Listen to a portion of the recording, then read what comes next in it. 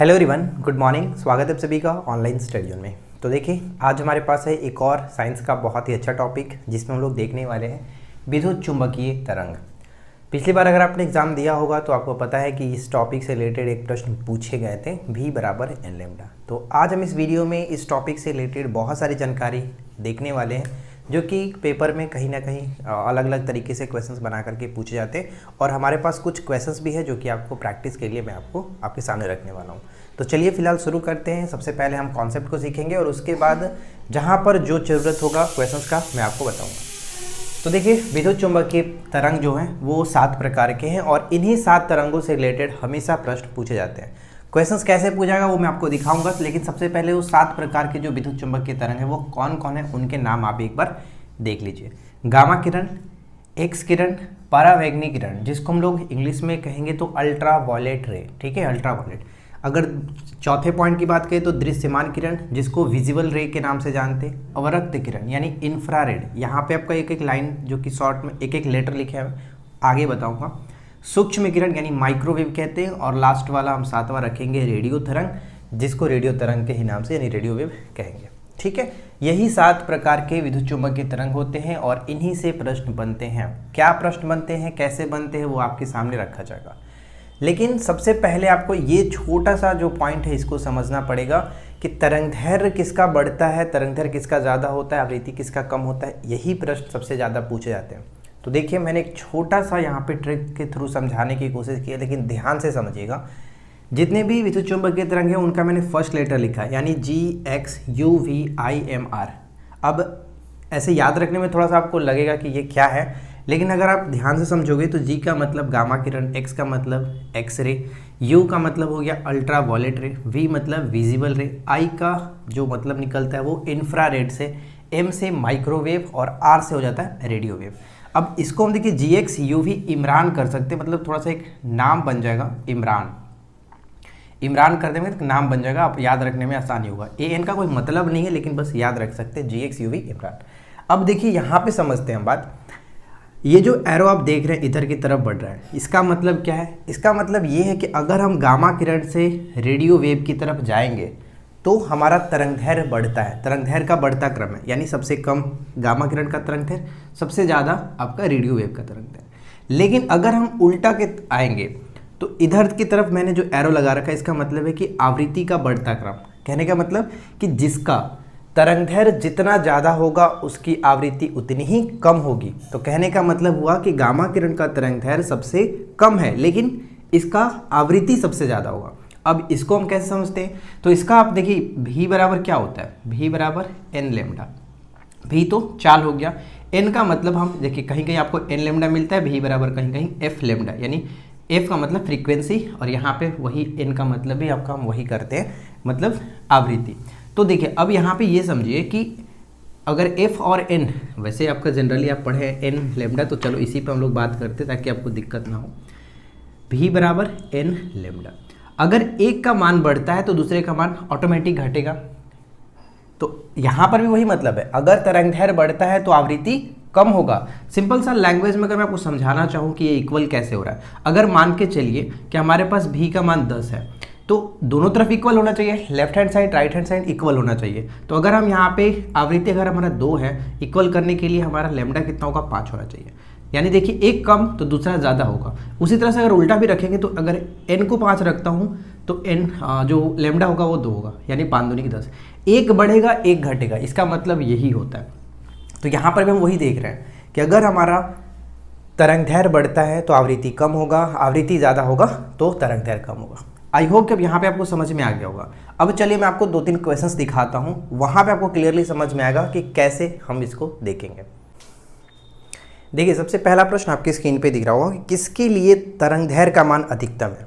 Options में आपके सामने दिख रहा है रेडियो तरंग, एक्स किरण। अब देखिए मैं यहाँ पे लिखता हूँ, समझ में आप समझिएगा। एक रेडियो वेव है, ठीक है, दूसरा आपका एक्स किरण है, तीसरा अल्ट्रा वायलेट रे और चौथा आपका इंफ्रारेड कह रहा है। तो बताइए कि किसके लिए तरंगदैर्घ्य का मान अधिकतम होगा। तो तरंगदैर्घ्य का मान आपको मैंने क्या बताया, जो सबसे लास्ट में होगा यानी आगे की तरफ बढ़ेगा वो सबसे ज़्यादा तरंगदैर्घ्य होगा।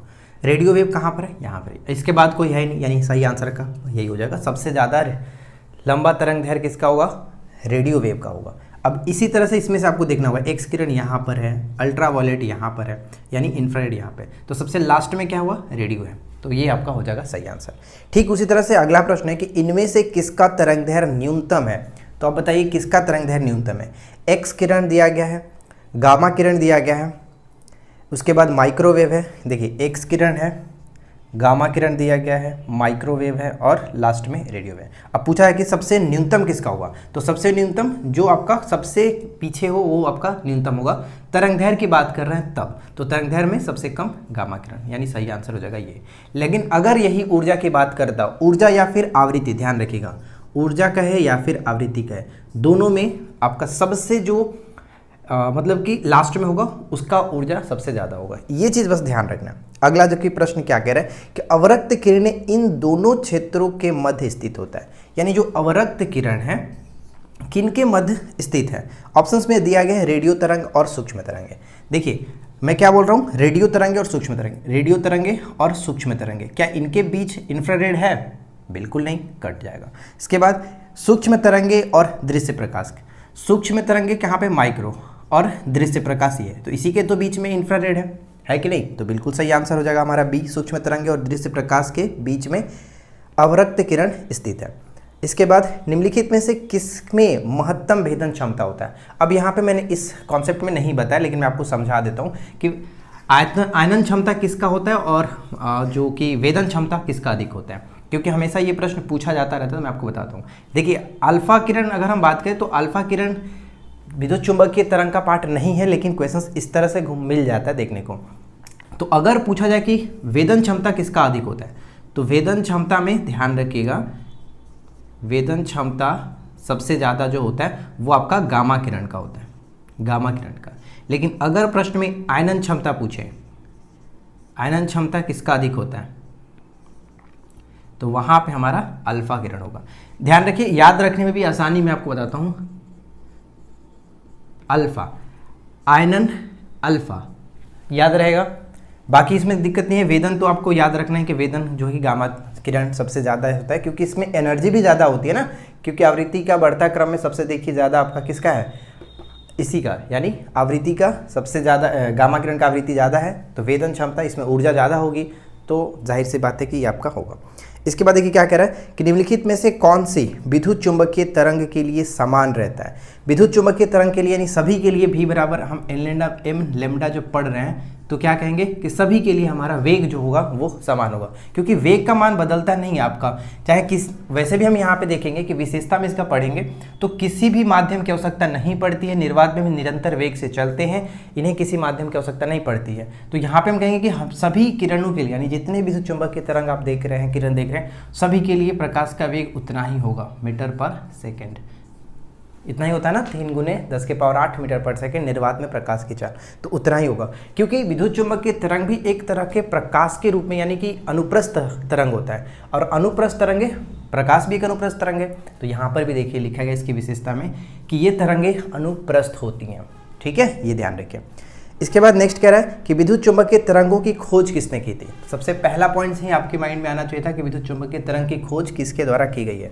तो ऑप्शंस के अकॉर्डिंग अगर देखें तो क्या होगा, मैक्सवेल, और दूसरा दिया गया है Henry Rudolf Hertz, Michael Faraday और ऑस्टार्ड है, तो यहाँ पे हर्ट्ज बिल्कुल सही आंसर होगा। विद्युत चुंबकीय तरंग की खोज किसने की थी, हर्ट्ज ने किया था। अब यहाँ पे मैं आपको 1-2 पॉइंट्स और बताता हूँ, ध्यान दीजिएगा। वैसे पहले आप इसके बारे में समझ लीजिए, जो यहाँ पे आप देख रहे हैं इसकी विशेषता देखिए, इसकी विशेषता क्या है अगर पूछा जाए, क्योंकि कभी कभी क्या होता है ना कि विद्युत चुंबकीय तरंगों के बारे में निम्नलिखित में से कौन सा कथन सही है या फिर कौन सा कथन गलत है, इस तरह के प्रश्न पूछे जाएंगे, तो उस प्रश्न में आपको विशेषता ही दिए जाते हैं और आपको बताना होता है कि क्या गलत है। तो सबसे पहला चीज़ ध्यान रखिए कि ये अनुप्रस्थ तरंग होती है, ना कि अनुदैर्घ्य, अनुदैर्घ्य तरंग नहीं है, ये अनुप्रस्थ तरंग है, ठीक है, ध्यान रखिएगा। निर्वात में निरंतर वेग से चलती हैं, ये एक चीज़ है। किसी भी माध्यम की आवश्यकता नहीं पड़ती, यानी ये किसी भी मीडियम में चल सकते हैं, इन्हें किसी विशेष माध्यम की जरूरत नहीं पड़ती है, निर्वात में भी गमन करेगा, कोई दिक्कत नहीं है। इसके बाद ये C बराबर n लेमडा, यानी कि C का मतलब प्रकाश का चाल हुआ, V बराबर n लेमडा, V बराबर ही प्रकाश का चाल हुआ, कहीं कहीं C बराबर n लेमडा लिखता है, कहीं कहीं V बराबर n लेमडा, तो उसका कोई मतलब नहीं, यही आपका है, ये नियम का पालन करती हैं, ठीक है। और जो कि ये पॉइंट याद रखिएगा कि अलग अलग विद्युत क्षेत्रों और चुंबकीय क्षेत्रों द्वारा प्रसारित होते हैं। जैसे कि ये दोनों एक दूसरे को, ये लाइन याद रखना, यानी ये वर्ड समकोण 90 डिग्री पर होते हैं और तरंग के प्रसार की दिशा के साथ समकोण पर ही होते हैं। बस समकोण याद रखना है, क्योंकि इसमें एंगल कुछ भी दे सकता है, लेकिन आपको याद रखना है समकोण होता है। ये इंपॉर्टेंट रहेगा, ठीक है। आई होप कि ये चीज़ आपको समझ में आया होगा अच्छे तरीके से। और एक पॉइंट है और मैं आपको बताना चाहता हूँ, तो थोड़ा सा टाइम दीजिए। कभी कभी एक प्रश्न पूछा जाता है, वो कहाँ है मैं आपको बताता हूँ। देखिए, बताना ये चाहते हैं हम, एक प्रश्न आपका ये आता है कि विद्युत चुंबकीय तरंगों और ध्वनि तरंगों को अलग किस तरह से किया जा सकता है, मतलब कैसे हम लोग डिफाइन कर सकते हैं। तो ध्रुवीकरण के माध्यम से, अभी मैंने क्या बताया, विद्युत चुंबकीय तरंग और ध्वनि तरंगों में अलग कैसे कर सकते हैं। तो विद्युत चुंबकीय तरंग प्रकाश की तरह यानी होता है, तो वो अनुप्रस्थ तरंग होता है, जबकि ध्वनि जो होता है, ध्वनि वो अनुदैर्घ्य होता है। मैंने आपको कई बार बताया भी है कि प्रकाश, तो प्रकाश में अनुप्रस्थ, तो यहाँ पे देखिए प्र आता है। अगर इसी को हम ध्वनि में लिखें, ध्वनि तरंग जो होता है, तो अनुदैर्घ्य भी लिखेंगे तो उसमें भी आएगा अनुदैर्घ्य, ध आता है ना। तो प्रकाश जो होता है वो अनुप्रस्थ तरंग होता है, ध्वनि जो होता है अनुदैर्घ्य तरंग होता है। तो यहाँ से हम कह सकते हैं कि जो विद्युत चुंबकीय जो तरंगे होती हैं उनको हम लोग ध्रुवी कर सकते हैं, लेकिन जो ध्वनि तरंगे होती हैं इनको हम लोग ध्रुवित नहीं कर सकते हैं। तो ध्रुवीकरण के माध्यम से दोनों में अलग या फिर विभेद हम कर सकते हैं। यही बस चीज़ आपको ध्यान में रखना है। प्रकाश तरंगों का ध्रुवीकरण किया जाता है, लेकिन ध्वनि तरंगों का नहीं किया जाता। बस इसी को चीज़ आपको ध्यान रखना था। तो अब इस टॉपिक से रिलेटेड ज़्यादा कुछ है नहीं, मुझे नहीं लगता कि आपको बताने की ज़रूरत होगी। बस ये जो चीज़ है मैंने आपको बताया, इसको आपको समझना है। तरंगदैर्घ्य जिसका ज़्यादा होगा, आवृत्ति उसका कम होगा। तो यहाँ पे मैंने दोनों अच्छे से लिख दिया है। गामा किरण का सबसे ज़्यादा आवृत्ति होता है, लेकिन इसका तरंगदैर्घ्य सबसे कम होगा। आगे की तरफ बढ़ेंगे तरंगदैर्घ्य बढ़ता है, इधर की तरफ आएंगे तो आवृत्ति बढ़ता है, ठीक है। बस ये याद रखिएगा GX UV इमरान, तो इससे आपको सारी चीज़ें क्लियर रहेंगी। और बाकी जो भी मैंने आपको इसके विशेषताएं बताई, विशेषताओं को याद रखिए, बाकी कोई दिक्कत नहीं है। जिसमें था साइंस का एक टॉपिक पादप उत्तक। तो आज मैं इस वीडियो में पादप उत्तक लेकर आया हूँ। पादप उत्तक से रिलेटेड जो क्वेश्चंस एग्जाम्स में डेफिनेटली पूछे जाते हैं वो हम इस वीडियो में कवर करने वाले हैं। तो काफ़ी इंपॉर्टेंट ये टॉपिक है, तो वीडियो के साथ एंड तक बने रहिए और बारीकी से समझने की कोशिश करेगा। एक्स्ट्रा कुछ भी नहीं है, जो एग्जाम्स में लगभग पूछे जाते हैं वही चीज़ इसमें आपको कवर कराया गया। तो चलिए शुरू करते हैं। देखिए, सबसे पहले उत्तक क्या होता है। उत्तक आप सभी को पता है कि कोशिकाओं के समूह को उत्तक कहा जाता है, और ठीक उसी तरह से पादप में भी हम वही कहेंगे कि विशिष्ट कार्य करने वाली जो कोशिकाओं के समूह होती हैं उसे हम लोग पादप उत्तक कहते हैं। अब यहाँ पे मैंने पॉइंट्स में लिखा है, जैसे कि पढ़ सकते हैं कि पादप उत्तक प्रणाली को एक कार्यात्मक इकाई के रूप में परिभाषित किया गया, जो पौधे के सभी अंगों को जोड़ती है। डेफिनेशन थोड़ा सा यहाँ पे आप समझ लीजिएगा, कोई ज़्यादा कुछ है नहीं, बस इसमें ये बताने के लिए मैंने रखा। अब यहाँ पे आता है कि पादप उत्तक के प्रकार कितने हैं। पादप उत्तक को फिलहाल 2 प्रकार से हम देख सकते हैं, और वो 2 प्रकार कौन कौन से। तो एक कहेंगे मेरिस्टेमेटिक उत्तक और एक होता है अस्थायी उत्तक। मेरिस्टेमेटिक उत्तक और एक होता है अस्थायी उत्तक। ये 2 चीज़ सबसे पहले आपको समझिए। मेरिस्टेमेटिक जो उत्तक है, इससे रिलेटेड पेपर में कुछ भी आपसे नहीं पूछा जाता है अब तक, जहाँ तक हम लोगों ने देखा हुआ है। जहाँ आप क्वेश्चंस पूछे जाते हैं वो है आपका अस्थायी उत्तक से। देखिए, अब एक चीज़ मैं आपको और बता दूँ, यहाँ पे जो भी चीज़ आप देख रहे हैं इससे बेटर तरीके से मैंने नोट्स प्रोवाइड करा है। उस नोट्स में मैंने आपको बहुत ही बेहतरीन तरीके से सब कुछ लिखा है एक्सप्लेन करके। यहाँ पे सिर्फ और सिर्फ मेन पॉइंट्स के साथ मैं आपको डिस्कस करूँगा, लेकिन नोट्स जब आप पढ़ेंगे तो उसमें सब कुछ अच्छे से एक्सप्लेन किया गया। तो जो लोग कोर्स में जुड़े हैं वो जाकर के नोट्स ज़रूर पढ़ लीजिएगा। तो चलिए फिलहाल बढ़ते हैं आगे। तो देखिए, मेरिस्टेमेटिक के लिए मैं थोड़ा सा आपको यहाँ पे हिंट कर देता हूँ कि विभिन्न प्रकार के अस्थायी उत्तकों के निर्माण के लिए इन कोशिकाओं की, यानी विभिन्न प्रकार के अस्थायी उत्तक के निर्माण के लिए मेरिस्टेमेटिक कोशिकाओं को अलग किया जाता है। यानी हम यहाँ पे ये समझेंगे, मेरिस्टेमेटिक उत्तक में विभाजन करने की क्षमता होती है और स्थायी उत्तकों के निर्माण के लिए इनका विभाजन होता है। ये चीज़ ध्यान रखिएगा, थोड़ा सा इंपॉर्टेंट है। और मेरिस्टेमेटिक जो उत्तक है वो 3 प्रकार के होते हैं। मेरिस्टेमेटिक उत्तक खुद 3 प्रकार के होते हैं। कौन कौन? तो यहाँ पे मैंने लिख रखा है एपिकल मेरिस्टेम और दूसरा होता है लेटरल मेरिस्टेम, तीसरा होता है इंटर कैलरी मेरिस्टेम। ये तीनों याद रखने की बिल्कुल ज़रूरत नहीं है, बस प्रकार याद रखिए। मेरिस्टेमेटिक ऊतक के 3 प्रकार होते हैं। कौन कौन मैंने आपको यहाँ पे बता दिया। ठीक है, अब हमारा जो सबसे मेन पॉइंट स्टार्ट होता है वो है स्थायी ऊतक के बाद। तो अस्थायी ऊतक को यहाँ पे देखिए 2 भागों में देखते हैं। एक तो सरल अस्थायी ऊतक, दूसरा होता है आपका जटिल अस्थायी ऊतक। यानी सरल अस्थायी ऊतक और जटिल अस्थायी ऊतक। एग्जाम्स में जो क्वेश्चंस बनते हैं यही 2 चीज़ों से बनते हैं, और इसमें 2 यानी जो सरल अस्थायी ऊतक है इसके 3 भाग होते हैं, और जो जटिल अस्थायी ऊतक है इसके 2 भाग होते हैं। अब यहाँ पे हम देखेंगे, सबसे एक अच्छा चीज़ ये याद रखिए, जितने भी हम लोग अभी ऊतक देख रहे हैं यानी मेरिस्टेमेटिक ऊतक, स्थायी ऊतक, स्थायी ऊतक ही पौधों का मुख्य भाग होता है, क्योंकि इसी में सारी चीज़ें यहाँ पे हम पढ़ने को मिलता है। सारी जो पौधे की घटनाएं होती है वो हमें इसी ऊतक में देखने को मिलता है, स्थायी ऊतक में। तो देखिए, सरल स्थायी ऊतक को 3 भागों में बांटा गया है। एक तो पेरेन्काइमा होता है, दूसरा कोलेनकाइमा और तीसरा स्क्लेरेन्काइमा। ठीक है, स्क्लेरेन्काइमा कहा जाता है।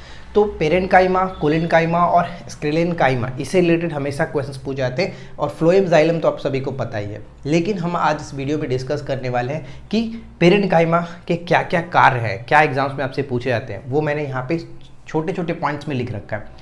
सबसे पहला चीज़ ध्यान रहेगा, जो पेरेन्काइमा होता है वो एक प्रकार का सजीव ऊतक होता है। ठीक है, सजीव ऊतक होता है। लेकिन कोलेनकाइमा और जो स्क्लेरेन्काइमा आप देख रहे हैं ये दोनों मृत कोशिकाओं का बना होता है। सबसे पहला ये चीज़ आपको याद रखना है, क्योंकि एग्जाम्स में यही आपसे पूछा जाएगा सबसे पहले कि निम्नलिखित में से कौन सजीव ऊतक वाली कोशिका है या फिर सजीव कोशिका वाली ऊतक है। तो ध्यान में रखेंगे पेरेन्काइमा ही सिर्फ सजीव होता है, मैंने वहाँ पे लिख भी रखा है। बाकी दोनों में देखिए मृत कोशिका, और ये भी आपका मृत कोशिका। ठीक है, अब चलिए बढ़ते हैं आगे। तो सबसे पहले हम बात करते हैं पेरेन्काइमा के बारे में। तो इसमें क्या क्या इसके बारे में जानना है कि कोमल भागों में ये देखने को मिलता है। यानी पेरेन्काइमा जो होता है वो कोमल भागों में, जैसे कि कोमल भागों का मतलब पौधों की जड़ों में देखने को मिलेगा, जड़ में हो गया, तना में, फूल में और पत्तियों में देखने को मिलता है। पौधों को सहारा प्रदान करता है कौन? तो पेरेन्काइमा ही पौधों को सहारा प्रदान करता है। पेरेन्काइमा, पेरेन मतलब पेरेंट्स से याद रखेंगे। पेरेंट्स क्या करते हैं? हमें सपोर्ट करते हैं, सहारा प्रदान करते हैं। पेरेंट्स, ठीक है, सहारा प्रदान करते हैं। प्रकाश संश्लेषण में मदद करता है। अभी जस्ट मैंने आपको बताया कि पौधों के कोमल भागों में यानी पत्तियों में भी होता है, और पत्ती में होगा तो पौधों में प्रकाश संश्लेषण कहाँ पे होता है? पत्तियों में तो होता है। तो यहाँ पे हम कहेंगे प्रकाश संश्लेषण में ये मदद करता है। पौधों को पानी में तैरने में भी मदद करता है पेरेन्काइमा। ठीक है, पौधों को पानी में तैरने में मदद करता है पेरेन्काइमा, और भोजन भंडारण में भी मदद करता है। तो इतने सारे पॉइंट्स आपको पेरेन्काइमा से याद होने चाहिए। ठीक है, आई होप ये चीज़ क्लियर हो गया होगा। पेरेन्काइमा एक प्रकार का सजीव ऊतक होता है। ये पौधों के कोमल भागों में जैसे जड़ हो गया, तना, फूल और पत्तियों में देखने को मिलता है। प्रकाश संश्लेषण में मदद करता है, पौधों को सहारा प्रदान करता है, पानी पर तैरने में मदद करता है, और साथ ही साथ भोजन भंडारण में मदद करता है। अब दूसरा बात आता है, हमारा सेकेंड पॉइंट है कोलेनकाइमा। कोलेनकाइमा एक प्रकार का मृत कोशिकाओं का बना होता है। पौधे के कठोर एवं सशक्त बनाने में ये मदद करता है। पौधों को कठोर और सख्त बनाने में मदद करता है। साथ ही साथ स्थायित्व एवं लचीलापन प्रदान करता है। स्थायित्व और लचीलापन प्रदान करता है, और पौधों को आसानी से मोड़ने की अनुमति, यानी पौधे को हम देखते हैं कि कहीं थोड़ा सा उसको मोड़ने की कोशिश करते तो आसानी से मुड़ जाता है, तो वो किसके कारण होता है? तो कोलेनकाइमा के कारण ही होता है। उनको मोड़ने की अनुमति देता है। तो यहाँ पे इसके बारे में 3 पॉइंट्स ध्यान रखिएगा कि ये कठोर और सख्त बनाता है, स्थायित्व और लचीलापन प्रदान करता है कोलेनकाइमा, आसानी से मुड़ने की अनुमति देता है पौधों को कोलेनकाइमा। तो ये 3 चीज़, और ये एक मृत कोशिकाओं का बना होता है। यानी इसमें भी जो चीज़ आपको जाननी चाहिए थी वो हमने यहाँ पे लिख रखा है। अब इसके बाद आता है इसका एक और, जो सरल कोशिका, सरल स्थायी ऊतक का एक और भाग होता है स्क्लेरेन्काइमा। स्क्लेरेन्काइमा ये भी आपका मृत कोशिकाओं का बना होता है। ठीक है, मृत कोशिकाओं का मजबूती और सहारा प्रदान करता है। ध्यान रखिएगा, मजबूती और सहारा प्रदान करता है। और जैसे कि एक एग्जाम्पल के थ्रू आप यहाँ पे समझ लीजिएगा, वैसे ये क्वेश्चंस ऑलरेडी पूछा गया था एग्जाम्स में, मैंने यहाँ पे नोट डाउन कर दिया कि नारियल का जो भूसा होता है, नारियल का भूसा वो किसका बना होता है? मतलब किस ऊतक का बना होता है? तो ये आपका स्क्लेरेन्काइमा का ही बना होता है। और भी बहुत सारे क्वेश्चंस हैं जो कि मैंने आपको नोट्स में प्रोवाइड कराए हुए हैं, जो लोग जुड़े हैं आप वहाँ से पढ़ लीजिएगा। ठीक है, अब ये तो 3 चीज़ हो गया, पेरेन्काइमा, कोलेनकाइमा, स्क्लेरेन्काइमा, ये तीनों हमने बात कर लिया। अब इसके बाद आता है जटिल अस्थायी ऊतक। जटिल अस्थायी ऊतक के दो भाग होते हैं, एक तो आपका जाइलम और एक होता है फ्लोएम। ठीक है, जाइलम और फ्लोएम। अब यहाँ पे ये समझना है कि फ्लोएम का क्या कार्य है, जाइलम का क्या कार्य है। सभी को पता है जाइलम हमने जल से देखा है, जल और खनिज को वो ऊपर पहुँचाते हैं, यानी पौधों को पौधों के विभिन्न भागों में पहुँचाते हैं। लेकिन फ्लोएम का कार्य क्या होता है, फ्लोएम का कार्य होता है भोजन को एक स्थान से दूसरे स्थान ले जाना। तो यहाँ पे देखिए, सबसे पहले आपको ये समझना होगा, जाइलम पानी और खनिज के संचालन में मदद करता है। पौधों के विभिन्न भागों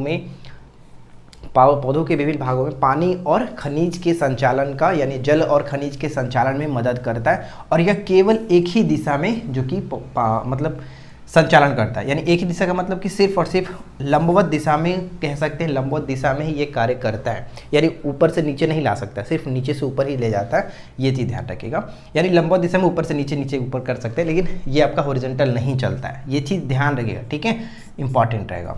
अब जबकि फ्लोएम की अगर हम बात करते हैं, इसका अपोजिट होता है। फ्लोएम क्या करता है कि दोनों दिशाओं में ये काम करता है, दोनों दिशाओं में संचालन करता है, यानी जो भी भोजन होते हैं इसका संचालन ये दोनों दिशाओं में करता है। यहाँ पे देखिए मैंने दोनों दिशाओं में लगा रखा है, ठीक है, दोनों दिशाओं में। पत्तियों से पौधों के अन्य भागों में भोजन पहुँचाने का कार्य करता है। यानी हम यहाँ पे देखेंगे जाइलम जो है वो सिर्फ और सिर्फ एक ही दिशा में, ऊर्ध्वाधर यानी लंबवत दिशा में पानी और खनिज यानी जल और खनिज का संचालन करते हैं। लेकिन फ्लोएम जो होता है वो दोनों दिशाओं में संचालन करते हैं। और इसके साथ ही साथ यहाँ पे हम पढ़ेंगे कि पत्तियों से पौधों के अन्य भागों में, पत्तियों से यानी जो प्रकाश संश्लेषण के द्वारा पौधे अपना भोजन तैयार करते हैं, उसको क्या करता है कि पौधे के अन्य भागों में भोजन पहुँचाने का कार्य किसका होता है, फ्लोएम का होता है। फ्लोएम जो है एक प्रकार का जीवित ऊतक है, जीवित ऊतक है। और एक प्रश्न बहुत इंपॉर्टेंट है जो कि ऑलरेडी पूछा गया एग्जाम्स पे, ध्यान देगा, पूछा जाता है कि चलनी नलिकाएं किसका भाग होता है। चलनी नलिकाएं, कहीं कहीं चलनी लिखता है, कहीं कहीं छलनी लिखता है, ठीक है। तो चलनी नलिकाएं किसका भाग होता है, फ्लोएम का भाग होता है। ये चीज़ याद रखिएगा। इसके 4 भाग होते हैं, वैसे मैंने यहाँ पर सिर्फ और सिर्फ चलनी नलिकाएं लिखा, और भी इसके 2-3 भाग होते हैं जो कि वो उतना इंपॉर्टेंट नहीं है, तो मैंने यहाँ पे लिख रखा। चलनी नलिका किसका भाग होता है, तो फ्लोएम का भाग होता है। जल के संचालन में कौन कार्य करता है, तो जल से जाइलम, याद रखिए, जल और खनिज का संचालन जाइलम करता है। जबकि भोजन का संचालन यानी पत्तियों के द्वारा बनाया गया जो भोजन है उसको अन्य भागों में कौन पहुंचाता है, वो फ्लोएम का कार्य होता है। पेरेन्काइमा, कोलेन्काइमा, स्क्लेरेन्काइमा, आपने सब कुछ अच्छे से पढ़ लिया, समझ लिया। उम्मीद है कि ये छोटा सा वीडियो आपके लिए हेल्पफुल रहा। तो टॉपिक का नाम है पौधों के कुल, ठीक है। पौधों के अलग अलग प्रकार के कुल होते हैं जिनको याद रखना थोड़ा सा मुश्किल होता है, लेकिन आज की इस वीडियो में मैं आपको बहुत अच्छे तरीके से समझाऊंगा ताकि आप याद रख सको। तो चलिए फिलहाल इस वीडियो को शुरू करते हैं। और इसमें मैं इस टॉपिक को बहुत लंबा नहीं खींच रहा हूँ, जो जानना चाहिए, जो एग्ज़ाम्स के पॉइंट ऑफ व्यू से इंपॉर्टेंट है वही हम इसमें डिस्कस करेंगे, ठीक है। तो शुरू करते हैं। देखिए क्या है, पहला पॉइंट हम ये कहेंगे कि बीज पत्रों की संख्या के आधार पर पौधों को कितने भागों में बांटा गया है, तो 2 भागों में बांटा गया। और वो 2 भाग कौन कौन से होते हैं, तो एक होता है एक बीजपत्री और दूसरा होता है बहुबीजपत्री, ठीक है। तो सॉरी, बहुबीज कह सकते हैं या फिर द्विबीजपत्री भी कह सकते हैं, एक बीजपत्री, द्विबीजपत्री। तो ज़्यादातर जो प्रश्न पूछे जाते हैं वो एक बीजपत्री से ही संबंधित प्रश्न पूछे जाते हैं। तो फिलहाल हम चलिए शुरू करते हैं। तो यहाँ पे मैंने लिख रखा है कि बीज पत्रों की संख्या के आधार पर पौधों को विभाजित किया जाता है 2 भागों में, ठीक है, एक बीजपत्री, द्विबीजपत्री। तो एक बीजपत्री पौधों के अंतर्गत आने वाले जो कुल हैं, यहाँ पे देखिए लिलिएसी, पाल्मी और ग्रेमिनेसी, ठीक है, एक बीजपत्री के अंतर्गत ये आते हैं। इसके अंतर्गत अगर हम देखें, जैसे कि हमेशा आपसे क्वेश्चन पूछा जाता है कि लहसुन और प्याज जो किस कुल के अंतर्गत आते हैं, किस कुल के अंतर्गत आते हैं, तो यहाँ पे हम कहेंगे कि लिलिएसी के अंतर्गत आते हैं। लहसुन और प्याज लिलिएसी के अंतर्गत आते हैं। लहसुन और प्याज किसके अंतर्गत आता है, लिलिएसी कुल के अंतर्गत आता है। उसी तरह से अगर हम आगे देखें तो पाल्मी, पाल्मी जैसे कि ताड़ का पेड़ जो होता है वो पाल्म कहता है ना, पाल्म। तो यहाँ पे सुपारी, ताड़, नारियल, खजूर, ये सभी के सभी आपके इसके अंतर्गत आते हैं। किसके अंतर्गत, तो पाल्मी के अंतर्गत आते हैं। तो ये याद रखिए। इसके बाद हमारा थर्ड पॉइंट आता है ग्रेमिनेसी। ग्रेमिनेसी के अंतर्गत हम रखते हैं अनाज वाले पौधों को। अनाज वाले पौधे किसके अंतर्गत आएंगे, ग्रेमिनेसी कुल के अंतर्गत आते हैं, जैसे गेहूं, मक्का, गन्ना, चावल, ज्वार, बाजरा, जौ, ये सभी के सभी ग्रेमिनेसी के अंतर्गत ही आते हैं। इस टॉपिक से रिलेटेड या फिर साइंस के और भी अलग अलग टॉपिक से रिलेटेड हमारे चैनल पे वीडियो मिल जाएगी। हमारे एप्लीकेशन पे जो पेड कोर्स है उसमें नोट्स आपको मिल जाएंगे, आप वहाँ से भी पढ़ करके अच्छे तरीके से समझ सकते हैं। प्रिंट आउट कराना चाहें तो करा सकते हैं। अगर आपको कोर्स में जुड़ना है तो एप्लीकेशन पे जा सकते हैं। इसके बाद आता है नेक्स्ट पॉइंट, मूली, सलजम, सरसों। ये किस कुल के अंतर्गत आते हैं? मूली, सलजम और सरसों जो है वो क्रूसीफेरी करके एक कुल होता है, उसके अंतर्गत आता है मूली, सलजम और सरसों। इसको याद रखना थोड़ा सा मुश्किल अगर आपको लगेगा तो मैंने एक छोटा सा ट्रिक बनाया जो उसकी आप फनी वे में इसको याद रख सकते हैं। जैसे मैंने क्या अभी बोला कि मूली होता है, सलजम होता है और एक सरसों होता है जो इस कुल के अंतर्गत आते हैं। तो याद कैसे रखेंगे? याद रखने के लिए सिंपल सा मैंने ये लिख रखा है कि कुर्सी पर अगर बैठे हो, कुर्सी पर बैठकर मूस से क्या डरना। जैसे कि आपको पता है कि भोजपुरी में, अगर हम लोग भोजपुरी की बात करते हैं तो उसमें जो चूहा होता है उसको मूस भी कहा जाता है। ठीक है, आप सभी लोग जानते होंगे। तो यहाँ पे हम ये कहेंगे कि अगर कुर्सी पर आप बैठे हो तो फिर चूहा से क्या डरना, मूस से क्या डरना, रैट से क्या डरना, राइट। तो मूस से, यानी यहाँ पे देखिए छोटा सा वर्ड आप पकड़ लीजिए, कुर्सी पर बैठकर और मूस से क्या डरना। मेन वर्ड यही है ना, कुर्सी पर बैठकर मूस से। तो मुँह से आपका मूली, स से सलजम और से सरसों। अब देखिए ये मैं नहीं कहूँगा कि आप रट करके इसको याद रखो, अगर आपको डायरेक्ट ये याद हो जाता है तो कोई बड़ी बात नहीं है। मूली, सलजम, सरसों आता है क्रूसीफेरा के अंतर्गत। ठीक है, तो जिनको दिक्कत होती है याद करने में, कन्फ्यूजन्स होता है, आप उसको इस ट्रिक से याद रखिए। इसके बाद आता है मालवेसी। मालवेसी कुल के अंतर्गत कपास, भिंडी, गुड़हल ये आते हैं। मालवेसी कुल के अंतर्गत क्या क्या आता है? कपास, भिंडी, गुड़हल।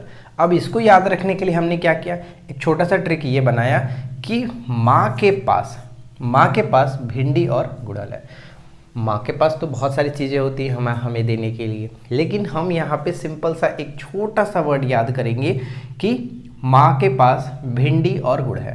तो देखिए याद इसमें क्या होगा, माँ के पास का मतलब क्या हुआ? माँ का मतलब हो गया मालवेसी, माँ मतलब मालवेसी, के पास मतलब कपास, माँ के पास कपास, भिंडी तो भिंडी हो ही गया और गुड़ मतलब गुड़हल, याद हो जाएगा, सिंपल सा है। मालवेसी कुल के अंतर्गत यानी माँ के पास भिंडी और गुड़, माँ के पास कपास, भिंडी और गुड़, गुड़हल हो जाएगा। ये तीन चीज़ इसके अंतर्गत। अब आता है रूटेसी, यानी जितने भी खट्टे वाले आप चीज़ देखोगे, जैसे खट्टा होगा नींबू, संतरा, नींबू हो गया, संतरा हो गया और एक मौसम्बी भी हम इसी के अंतर्गत रखते हैं। तो ये सभी के सभी रूटेसी के अंतर्गत आते हैं। रूटेसी के अंतर्गत नींबू, संतरा और मौसम्बी, नींबू, संतरा और मौसम्बी रूटेसी के अंतर्गत। दलहनी जो पौधे होते हैं वो कंपोजिटी के अंतर्गत आते हैं। दलहनी जो पौधे होते हैं वो किसके अंतर्गत? कंपोजिटी के अंतर्गत आते हैं। ये चीज़ याद रखिएगा, ये पूछा जाता रहता है। दलहनी पौधे कंपोजिटी के अंतर्गत। साथ ही साथ सूरजमुखी का पौधा, गेंदा फूल, कुसुम और डहेलिया, यानी जो फूल आप देख रहे हैं, जैसे जितने भी फूल अगर आपको यहाँ पे दिख रहा है, जैसे सूरजमुखी का फूल, गेंदा का फूल, डहलिया का फूल, तो ये सभी के सभी भी आपके कंपोजिटी के अंतर्गत आते हैं। दलहनी पौधे भी इसी के अंतर्गत आते हैं, कंपोजिटी के अंतर्गत। ये छोटा सा पॉइंट याद रखना है। यही छोटे छोटे पॉइंट्स आपको एग्जाम्स में पूछे जाते हैं कि सूरजमुखी का पौधा किस कुल के अंतर्गत आएगा? कंपोजिटी के अंतर्गत। दलहनी पौधे किस कुल के अंतर्गत आएंगे? कंपोजिटी के अंतर्गत। लहसुन और प्याज जो होते हैं वो किस कुल के अंतर्गत आएंगे? तो आप वहाँ पे कहेंगे लिलिएसी के अंतर्गत। खट्टे जो स्वाद में खट्टे जो पौधे हुए, पदार्थ हुए, जैसे कह सकते हैं नींबू, संतरा और मौसमी, ये किसके अंतर्गत आएंगे? तो वहाँ पे आप रूटेसी को टिक करेंगे। ठीक है, तो यहाँ से आपको ये सब चीज़ क्लियर हो गया होगा। अनाज वाले पौधे किसके अंतर्गत आएंगे? तो ये आपका आता है ग्रेमिनेसी के अंतर्गत। ठीक है, ग्रेन वैसे भी आप जानते हैं ग्रेन, तो वो आपका आ जाएगा ग्रेमिनेसी। गेहूँ, मक्का, चावल, ज्वार, बाजरा, जौ, ये इसके अंतर्गत। अब यहाँ पे आते हैं हम लोग सोलेनेसी के अंतर्गत। सोलेनेसी बहुत बार पेपर में रिपीट होता है। इसमें देखिए क्या होता है, बैंगन, टमाटर, आलू, तंबाकू। अब यहाँ पे याद रखने का छोटा सा तरीका ये हम कह सकते हैं कि भोजपुरी में जितने भी चोखा, लिट्टी चोखा आपने सुना होगा, तो चोखा को मीसने में जो जो पदार्थ का इस्तेमाल किया जाता है, जैसे इसमें मिर्च भी आता है। ठीक है, मिर्च, बैंगन इस्तेमाल करते हैं, टमाटर का इस्तेमाल होता है चोखा बनाने के लिए। आप उसमें आलू, बिना आलू का चोखा होता नहीं है, तो आलू आप वहाँ पे डाल सकते हैं। कभी कभी तम्बाकू भी डाल करके बनाइए, मतलब कह सकते हैं, और मिर्च तो होता ही है। तो ये सब आता है, बैंगन, टमाटर, आलू, तंबाकू, मिर्च, सोलन इसी के अंतर्गत। सिंपल से याद रखने का तरीका, जिसका हम लोग चोखा बना सकते हैं वो इसके अंतर्गत आ जाता है, राइट। अब यहाँ पे एक और हमारा आता है सेब यानी एप्पल। एप्पल किसके अंतर्गत? रोजेसी कुल के अंतर्गत। रोजेसी यानी रोज एक एप्पल खाइए, ठीक है। डॉक्टर क्या कैसे कहते हैं? Once apple a day doctor keeps away. तो यहाँ पे हम ये कहेंगे कि रोज एक एप्पल खाइए और डॉक्टर को दूर भगाइए। तो यहाँ पे कहेंगे सेब किसके अंतर्गत? रोजेसी, रोज एक एप्पल खाना है, ठीक है, रोज एक एप्पल खाना है। तो ये रहा पौधों के कुल से जुड़े हुए जो भी महत्वपूर्ण पॉइंट्स थे जो एग्जाम्स में लगभग पूछे जाते हैं। 90% तक चीज़ें आपकी कवर हो जाएंगी। बाकी आप हमारे नोट्स में देखेंगे तो इसमें और भी मैंने बहुत कुछ नोट्स में बताया हुआ है, आप वहाँ से पढ़ लीजिएगा, राइट। अब यहाँ पे देखिए एक थोड़ा सा पॉइंट हम बात कर लेते हैं जड़ के बारे में। वैसे हम जड़ और तना एक अलग वीडियो लाने वाले थे, लेकिन थोड़ा सा यहाँ पे मैं जड़ के बारे में बताता हूँ, लेकिन एक और वीडियो लाऊंगा तो उसमें तना वाले पौधे, जड़ वाले पौधे को फिर से शामिल कर दूंगा ताकि और अच्छे से याद हो जाए। तो देखिए जड़ जो होता है, जड़ पौधे का अवरोही भाग होता है जो विकसित किससे होता है? मूलांकुर से होता है। ये क्वेश्चन डायरेक्ट कई बार पूछा गया कि जड़ पौधे का अवरोही भाग होता है या किससे विकसित होता है? तो ये आपका मूलांकुर से विकसित होता है, बस ये पॉइंट याद रखना है, मूलांकुर से विकसित होता है। जड़ के रूपांतरण कौन कौन से होते हैं, यानी जड़ वाले पौधे कौन कौन से होते हैं, जड़ के रूपांतरण वाले पौधे कौन कौन से होते हैं, ये प्रश्न बहुत ही ज़्यादा पूछा जाता है। तना के रूपांतरण वाले पौधे कौन कौन से होते हैं? तो यहाँ पे मैं आपको बता दूँ कि जड़ के रूपांतरण वाले जो पौधे हैं जैसे गाजर, मूली, सलजम और चुकंदर। गाजर, मूली, सलजम और चुकंदर। मूली, सलजम आपने क्या देखा था, किसके अंतर्गत आता है? ये किस कुल के अंतर्गत? तो हमने देखा था कुर्सी, ठीक है, कुर्सी पर बैठकर मुझसे क्या डरना, तो क्रूसीफेरा के अंतर्गत आता है। लेकिन अगर रूपांतरण पूछा गया कि पौधे के रूपांतरण का भाग है तो जड़ का रूपांतरण का भाग है गाजर, मूली, सलजम, चुकंदर। ये सभी के सभी ज़मीन के अंदर जड़ के रूप में देखने को मिलता है। तो ये चीज़ आपको ध्यान में रखना। वैसे भी ये सिंपल सा है, याद हो ही जाएगा कि आप सभी को पता है गाजर जड़ के रूप में रहता है, मूली जड़ के रूप में रहता है, सलजम हो, चुकंदर हो, ये सभी जड़ के रूप में रहता है। तो ये चीज़ याद होगा। अब इसके बाद हम देखते हैं पौधे का जनन अंग कौन सा होता है। तो पौधे का जनन अंग होता है पुष्प। ये प्रश्न बहुत इंपॉर्टेंट है, एकदम वीवीआई। पौधे का जनन अंग कौन सा होता है? पुष्प होता है। और पुष्प में क्या क्या होते हैं ये ध्यान रखिए। कभी कभी पूछा जाता है कि पुष्प का निम्नलिखित में से कौन कौन से भाग है, या फिर पुष्प के निम्न में से भागों को पहचान करिए। तो आप उसमें देखेंगे ए करके दिया रहेगा, बाह्यदल पुंज, दल पुंज, पुमंग, जयांग, ये सभी रहता है। तो सभी के सभी पौधे के भाग होते हैं, सॉरी पुष्प के भाग होते हैं। और एक प्रश्न ये पूछा जाता है कि पुष्प का मदा जननांग कौन सा है, पुष्प का नर जननांग कौन सा है। तो वहाँ पे आपको ध्यान रखना है कि पुष्प का जो नर जननांग होता है उसको हम लोग पुमंग कहते हैं, और मदा जननांग को हम लोग जयांग के नाम से जानते हैं। पुमंग और जयांग ये दोनों याद रखना है, बहुत ही इंपॉर्टेंट है, बहुत ही कन्फ्यूजन्स भी करता है, तो याद रखिए, ठीक है। पुमंग यानी पुरुष, यह इससे क्लियर हो जाएगा ना कि पुमंग यानी पुरुष, तो पुरुष जननांग यानी नर जननांग होता है, और जयांग मतलब मादा जननांग ये होता है। आई होप कि फ्रेंड्स ये छोटा सा वीडियो आपके लिए हेल्पफुल रहा होगा। वीडियो अगर आपको पसंद आए तो प्लीज़ वीडियो को लाइक एंड शेयर करिए, और नीचे प्लीज़ कमेंट करके बताइए कि अगला टॉपिक आप क्या देखना चाहेंगे, ताकि हम नेक्स्ट टॉपिक आपके डिमांड के ऊपर लाएं, ताकि आप बेहतर तरीके से अपने टॉपिक्स को कवर कर सकें। हेलो एवरीवन, गुड मॉर्निंग, स्वागत है आप सभी का ऑनलाइन स्टडी जोन में। तो देखिए साइंस का सीरीज़ हमने ये शुरू किया है जिसमें बहुत सारे साइंस के टॉपिक आपको कराए गए। तो इसमें से आज हम लाए हैं केमिस्ट्री के एक बहुत ही महत्वपूर्ण टॉपिक, जहाँ से कहीं ना कहीं प्रश्न देखने को मिलते रहते हैं, जो कि आप यहाँ पे देख पाएंगे कि प्रमुख धातु और उनके जो अयस्क होते हैं वो मैंने यहाँ पे लिखा हुआ है। वैसे अगर देखा जाए तो और भी बहुत सारे होते हैं, लेकिन एक चुनिंदा अगर देखा जाए कि कहाँ से क्वेश्चंस मिल जाते हैं, तो ये सब अब अगर आप याद रखते हो तो पेपर में दिक्कत नहीं होगा। बस इतना याद रखिए, इसके बाद आपको जितना याद रखना है कर सकते हैं, लेकिन ये सबसे पहले आपको याद होना चाहिए। तो चलिए फिलहाल हम शुरू करते हैं और एक एक करके सब कुछ याद करने की कोशिश करेंगे। तो सबसे पहला हमारा पॉइंट्स बनता है, देखिए बोरेक्स। डायरेक्ट आपसे पूछा है दो चीज़ इसमें, पहला कि बोरेक्स का फॉर्मूला क्या होता है, या फिर बोरेक्स किसका अयस्क है, ये पूछा जाएगा। तो ज़्यादातर चांस होता है यही कि बोरेक्स किसका अयस्क है ये पूछेगा। तो बोरेक्स मैंने यहाँ पे लिख दिया है सोडियम। फॉर्मूला देखिए क्या होता है Na2B4O7 × 10H2O। अगर पूछे कि बोरेक्स में जल अणुओं की संख्या कितनी होती है तो 10 होता है, ये ध्यान रखेंगे। यानी बोरेक्स सोडियम का होता है, क्योंकि यहाँ पे देखिए सोडियम है, ये आपका हो जाएगा। इसके बाद आता है चिल्ली साल्ट पीटर, जो कि इसको हम कह सकते हैं सोडियम नाइट्रेट।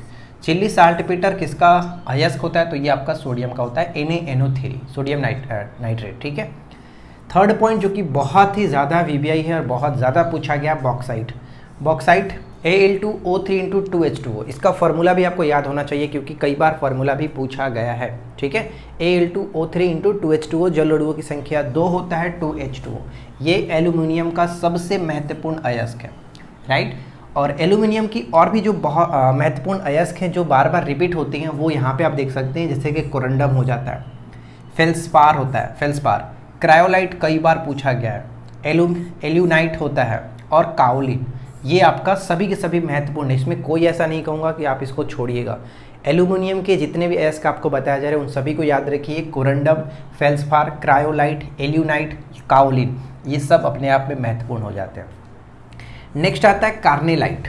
कार्नेलाइट, ठीक है। कार्नेलाइट के देखिए KCl × MgCl2 × 6H2O, ठीक है। KCl MgCl2 × 6H2O। तो यहाँ पे देखिए K मतलब पोटेशियम का भी आता है और मैग्नीशियम का भी आता है। तो यहाँ पे आप कहेंगे कि कार्नेलाइट जो है वो पोटेशियम के साथ साथ मैग्नीशियम का भी अयस्क है, यानी दोनों का अयस्क ये माना जाता है। नेक्स्ट पॉइंट आता है डोलोमाइट। डोलोमाइट MgCO3 × CaCO3, यानी मैग्नीशियम कार्बोनेट के साथ साथ कैल्शियम कार्बोनेट दोनों होता है। तो मैग्नीशियम और कैल्शियम दोनों का अयस्क होता है, मैग्नीशियम और कैल्शियम दोनों का अयस्क होता है डोलोमाइट। तो जो दोनों के होते हैं वो आप थोड़ा सा ध्यान रखें, क्योंकि हो सकता है आप याद रखो कि ये मैग्नीशियम का होता है या फिर कैल्शियम का होता है और ऑप्शंस में कैल्शियम ना दे करके मैग्नीशियम दे दे।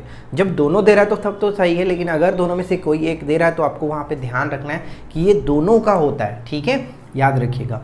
कार्नेलाइट पोटेशियम और मैग्नीशियम का है, जबकि डोलोमाइट मैग्नीशियम और कैल्शियम का है। सूत्र अगर याद रहेगा तो भी आप समझ पाएंगे कि ये किसका होता है, MgCO3 या और इंटू हो जाता है यहाँ पे CaCO3। नेक्स्ट पॉइंट बताता है कैल्साइट। तो कैल्साइट को हम लोग कैल्शियम कार्बोनेट भी कह सकते हैं, कैल्साइट जो कि कैल्शियम का अयस्क होता है। कैल्साइट कैल्शियम का, नाम से ही थोड़ा लग रहा है कैल्साइट, कैल्शियम, कैल्साइट, ठीक है। नेक्स्ट पॉइंट होता है Epson salt. Epson salt MgSO4 × 7H2O, जो कि मैग्नीशियम का है। Mg से क्लियर हो जा रहा आपका, ये मैग्नीशियम का होता है, ठीक है। Epson salt MgSO4 × 7H2O Mg, यानी मैग्नीशियम। नेक्स्ट है किसेराइट। किसेराइट भी आपका मैग्नीशियम का ही अयस्क माना जाता है, किसेराइट, याद रखिए किसेराइट। अब आता है फ्लोस्पार, ठीक है, फ्लोरस्पार। यहाँ पे देखिए हमने देखा था फेल्सपार जो कि एल्यूमिनियम का था, लेकिन यहाँ पे फ्लोरस्पार ये आपका होता है कैल्शियम का, CaF2 कैल्शियम का। फ्लोरस्पार ये होता है आपका कैल्शियम का। तो यहाँ तक तो कोई दिक्कत नहीं होगा। नेक्स्ट पॉइंट ये है कि सिलेस्टाइन, सिलेस्टीन कहीं कहीं लिखता है, कहीं कहीं सिलेस्टाइन लिखता है। तो ध्यान रखिए सिलेस्टाइन जो होता है वो स्ट्रॉन्शियम का होता है, स्ट्रॉन्शियम। स्ट्रॉन्शियम की परमाणु संख्या 38 होता है, ये भी याद रखिए, स्ट्रॉन्शियम 38। नेक्स्ट है क्यूप्राइट। क्यूप्राइट, क्यूप्राइट जो होता है वो Cu2O, जो कि तांबा का यानी कि कॉपर, क्यूप्राइट तांबा। Next point calaverite. कैल्वेराइट का जो होता है वो सोना, कैल्वेराइट सोना, कैल्वेराइट वो सोना होता है। Next point sylvanite. सिल्वेनाइट जो कि ये दोनों का होता है, सिल्वेनाइट जो है वो सोना और चांदी दोनों, सिल्वेराइट। यहाँ पे AgAuTe सोना और ये सिल्वर दोनों का होता है सिल्वेनाइट। तो आई होप कि यहाँ तक तो आपको कोई दिक्कत नहीं होगी और जितने भी आपको बताया गया वो आपको ये अच्छे से याद होगा। याद अभी एक बार में नहीं होगा, लेकिन एक दो बार आप रिपीट करेंगे तो याद हो जाएगा। जैसे कि कार्नेलाइट हो गया, पोटेशियम मैग्नीशियम, डोलोमाइट याद रखना है, मैग्नीशियम कैल्शियम, कैल्साइट याद रखिए, कैल्शियम इप्सम साल्ट हो गया मैग्नीशियम का, फ्लोरस्पार कैल्शियम, सिलेस्टाइन जो होता है वो स्ट्रॉन्शियम का होता है, क्यूप्राइट तांबा हो गया, कैल्वेराइट जो होता है वो सोना का होता है, सिल्वेनाइट जो होता है वो सोना और चांदी दोनों का होता है, राइट। इसमें से अगर हम बात करें कि कौन कौन इंपॉर्टेंट है वो आप ध्यान रखिएगा। तो देखिए मैं यहाँ पे बता दूँ आपको कि बॉक्साइट तो आपको किसी तरह से याद रखना है, साथ ही साथ एल्युमिनियम के जितने भी अयस्क आपको बताएगा उन सभी को याद रखिए। कार्नेलाइट का फॉर्मूला भी याद रखना है, डोलोमाइट याद रखिए, कैल्साइट तो याद रहेगा ही, इसमें कोई दिक्कत नहीं, सिलेस्टाइन, क्यूप्राइट और ये दोनों भी इंपॉर्टेंट है। अब इसमें देखिए मैं छोड़ नहीं सकता हूँ क्योंकि सभी के सभी अपने आप में महत्वपूर्ण है, तो ध्यान रखिएगा। अब आगे बढ़ते हैं और इसमें देखते हैं क्या है। इसमें आता है हमारा कैलेमाइन, ये बहुत बार रिपीट हुआ है। कैलेमाइन ध्यान रखिए, कैलेमाइन जो है वो आपका जिंक होता है, ZnCO3 जिसको हम लोग कहते हैं कैलेमाइन जिंक। और ये होता है जिंकाइट, जिंकाइट भी आपका होता है जिंक का ही एस होता है ZnO, ठीक है। नेक्स्ट पॉइंट जिंक का एक और देखिए यहाँ पे है लिखा गया सल्फेराइट, सल्फेराइट स्फेलेराइट है, सॉरी स्फेलेराइट, स्फेलेराइट जो होता है वो जिंक का होता है। इसके बाद सिनेबार पे आते हैं, सिनेबार ये तो आपको पता ही होगा, कई बार आपने देखा होगा, सिनेबार HGS यानी पारा, मरकरी का अयस्क है। नेक्स्ट आता है केसिटेराइट, यहाँ पे हमने देखा था एक किसेराइट, किसेराइट मैग्नीशियम का होता है, लेकिन यहाँ पे केसिटेराइट होता है, केसिटेराइट टीन, केसिटेराइट टीन। नेक्स्ट पॉइंट है गैलेना, गैलेना भी आपने कई बार पढ़ा होगा, जिसको हम लोग PBS कहते हैं लेड, ठीक है। लेड का परमाणु संख्या 82, सीसा का परमाणु संख्या 82 होता है, यहाँ पे लिख रखा है। स्टीबनाइट याद रखिए, स्टीबनाइट, स्टीबनाइट एंटीमनी, एंटीमनी का परमाणु संख्या 51, ठीक है 51। यहाँ पे देखिए मैलेकाइट, मैलेकाइट तांबा का, मैलेकाइट तांबा का, और यहाँ पर भी हमने एक तांबा का देखा था क्यूप्राइट, क्यूप्राइट और मैलेकाइट दोनों याद रखना है। नेक्स्ट आता है ग्रीनोकाइट, ग्रीनोकाइट जो है वो कैडमियम का एस्क होता है, कैडमियम का, कैडमियम ग्रीनोकाइट, और इसका परमाणु संख्या कितना होता है 48। अब देखिए ऐसा मैं नहीं कहूँगा कि ये आपको बुक में नहीं मिलेगा, लेकिन बुक में बहुत सारी चीज़ें मिलती है जिसको याद रखना थोड़ा सा पेचीदा होता है। यहाँ पर मैंने एक ही पेज पे कह सकते हैं कि आप सब कुछ रखा गया है, जो अगर आप इतना याद रख लेते तो आपको एक्स्ट्रा कुछ पढ़ने की अयस्क की ज़रूरत नहीं पड़ेगी। इस वजह से मैं शॉर्ट पॉइंट्स में यहाँ पे आपको बता देता हूँ कि बस इतना याद रख लो। नेक्स्ट पॉइंट तो आपको पता ही है, हेमेटाइट, मैग्नेटाइट, ये सब लोहा का होता है। साथ ही साथ लिमोनाइट याद रखिए, लोहा का, लिमोनाइट। सीडेराइट ये लोहा का हो जाता है। कैल्कोपैराइट, कैल्कोपैराइट देखिए पैराइट वाला एक और मैंने आपको बताया था क्यूप्राइट, क्यूप्राइट तांबा, कैल्कोपैराइट हो जाता है लोहा और कॉपर, क्योंकि CuFe, Cu कॉपर के लिए, Fe लोहा के लिए, तो ये दोनों का होता है CuFeS2, ये लोहा और कॉपर दोनों का होता है कैल्कोपैराइट। अब नेक्स्ट पॉइंट है स्मेल्टाइट, स्मेल्टाइट जो होता है वो कोबाल्ट होता है, स्मेल्टाइट कोबाल्ट, स्मेल्टाइट कोबाल्ट। मिलेराइट, मिलेराइट निकेल, जबकि मैलकाइट तांबा, मैलेकाइट जो होता है वो तांबा के लिए और मिलेराइट जो होता है वो निकेल के लिए, ठीक है, मिलेराइट निकेल के लिए। नेक्स्ट है कार्नेटाइट, कार्नेटाइट कई बार आया एग्जाम्स में, पिच ब्लेंड याद होगा आपको, यूरेनियम। और कोबाल्ट का यहाँ पे देखिए एक और है इरेथराइट, इरेथराइट कोबाल्ट का इरेथराइट याद रखिएगा, ठीक है। लिमोनाइट यहाँ पे हमने देखा जैसे कि मैग्नेटाइट हो गया, लिमोनाइट हो गया, और यहाँ पे देखिए लिमोनाइट यानी वही चीज़ है, लाइमोनाइट लिखा गया, लिमोनाइट या लाइमोनाइट दोनों का मतलब वही है, ठीक है, लिमोनाइट या फिर लाइमोनाइट, तो वो एक्स्ट्रा हो गया कुछ मतलब ज़्यादा नहीं है। अब यहाँ पे सबको देख लिया। अब लोहा के बारे में एक प्रश्न ये पूछा जाता है कि जंग का सूत्र क्या होता है, जंग का सूत्र, लोहे पे ऑक्सीजन और नमी के कारण जब जंग लगता है तो उसमें जंग का सूत्र क्या होता है, कई बार पूछा गया है। तो Fe2O3 × XH2O, क्योंकि जल की मात्रा कोई क्लियर नहीं होती है कितना होता है, इसमें x का वैल्यू कोई नहीं होता है, बस ध्यान रखिए जंग का सूत्र जब भी आपसे पूछा है तो Fe2O3 × XH2O, XH2O। कभी कभी क्वेश्चन घुमा के पूछाएगा कि जल के सूत्र में जंग के सूत्र में जल के अणुओं की संख्या कितनी होती है, तो ये अब वहाँ पे आपको 1, 5, 10 करके लिखा रहेगा, लास्ट ऑप्शन रहेगा इनमें से कोई नहीं, तो वो भी चीज़ आपको ध्यान रखना है कि जल के अणुओं की संख्या फिक्स नहीं होती है, XH2O होता है, राइट। तो ये छोटा छोटा पॉइंट है, ध्यान रखिए। अब यहाँ पे देखिए क्या है कि विल्सन रोग, विल्सन रोग क्या होता है, तो ये तांबा के कारण होता है, यानी शरीर में तांबा की मात्रा जब बढ़ जाती है तो वहाँ पे आपका एक रोग होता है जिसको हम लोग विल्सन रोग के नाम से जानते हैं। तो क्वेश्चन सिंपल सा ये पूछा जाता है कि विल्सन रोग का संबंध किससे है, किस धातु से है, तो वो तांबा से होता है। क्यों होता है, तो शरीर में तांबा की मात्रा बढ़ने से विल्सन रोग हो जाता है, राइट। तो अब यहाँ पे देखिए सब कुछ मैंने आपको बता दिया, उम्मीद है ये वीडियो आपके लिए हेल्पफुल रही होगी। Hello everyone, welcome back to online study zone. आज हम इस वीडियो में बात करने वाले हैं एक ऐसे टॉपिक के बारे में जो कि फ्रेंड्स उसको याद करना बहुत ज़्यादा पेचीदा होता है, लेकिन आज इस वीडियो को देखने के बाद ये टॉपिक आपके लिए सबसे इजी टॉपिक हो जाएगा, क्योंकि इसको याद करना उतना ही मुश्किल है जितना इसको ढूंढना होता है। और आज मैंने ये टॉपिक इसलिए लेकर आया क्योंकि आप लोग डिमांड भी कर रहे थे और एग्ज़ाम्स के पॉइंट ऑफ व्यू से इंपॉर्टेंट टॉपिक भी है, ऑलरेडी यहाँ से कई सारे क्वेश्चंस पूछे जा चुके हैं। पशुओं के नस्ल से संबंधित कई सारे प्रश्न आते हैं, तो आज हम इस वीडियो में 3 पशुओं के बारे में बात करेंगे। सबसे पहले गाय की नस्ल, भैंस की नस्ल और भेड़ की नस्ल। इसका नेक्स्ट वीडियो लाएंगे, उसमें हम लोग बाकी के जो नस्ल होंगे उनके बारे में देखेंगे, ठीक है। और ऐसा नहीं कि सिर्फ और सिर्फ मैं आपको यहाँ पे नाम दिखाऊंगा, एक एक करके बता दूंगा, ऐसा बिल्कुल नहीं होगा। ट्रिक के माध्यम से याद कराऊंगा और एक बार एक बार इस वीडियो को देख लीजिए, डेफिनेटली 101% आपके माइंड में ये चीज़ होगा। तो चलिए ज़्यादा समय ना लेते हुए डायरेक्ट शुरू करते हैं पशुओं के प्रमुख नस्ल, जिसमें हम पहली बात करेंगे गाय के नस्ल के बारे में। तो गाय के नस्ल यहाँ पे जो मैंने देख रखे, आप लगा रखे हैं 10 नस्ल यहाँ पे आपको देखने को मिल रहा होगा, और इसी 10 नस्ल से हमेशा प्रश्न पूछे जाते हैं। तो चलिए शुरू करते हैं। तो देखिए, पहले और दूसरे की बात करें तो साहिवाल और जर्सी 2 ऐसी प्रमुख गाय की नस्लें होती हैं जो बच्चे के जुबान पे रहती है कि हाँ ये गाय की नस्ल है, सभी को पता होता है। तो इसमें कोई बड़ी बात नहीं है कि मैं आपको याद कराऊं अलग से कि साहिवाल और जर्सी गाय की नस्ल है, सभी को पता है, कोई दिक्कत नहीं है। अब हम यहाँ पे आते हैं थर्ड पॉइंट पे। थर्ड पॉइंट में लाल सिंधी। तो लाल सिंधी कहने का तात्पर्य क्या होगा? हम किसी को भी कहते हैं कि यार एकदम गाय की तरह सीधी है, कहते हैं ना किसी को कि यार वो इतनी सीधी है मानो कि गाय है, तो गाय की तरह सीधी। तो यहाँ पे लाल सिंधी किसकी नस्ल हो गई? गाय की नस्ल हो गई, ठीक है, गाय की तरह सीधी। इसके बाद आता है हरियाणा। हरियाणा मतलब इसको हम पढ़ेंगे तो लग रहा है हरियाणा, और हरियाणा में हम जानते हैं कि गाय और भैंस जो होती हैं वो काफ़ी ज़्यादा देखने को मिलती है। तो हरियाणा हम याद रखेंगे कि ये गाय की नस्ल है। अब यहाँ पे ये मत कर देना कि भैंस की नस्ल है, बस मैंने याद रखने के लिए बताया कि हरियाणा गाय भैंसों से के लिए काफ़ी फेमस है, काफ़ी फेमस जगह है। तो यहाँ पे हम कह सकते हैं कि हरियाणा गाय की नस्ल है, हरियाणा गाय की नस्ल, ठीक है। 5वें पॉइंट पे आते हैं अमृत महल। अमृत महल से आप अमृत को उठाइए, और मैं आपको ये बता देता हूँ कि जब भी कोई पूजा पाठ होता है तो वहाँ पे गाय के मूत्र और गाय का जो गोबर होता है उसे काफ़ी पवित्र माना जाता है, अमृत के समान पवित्र माना जाता है।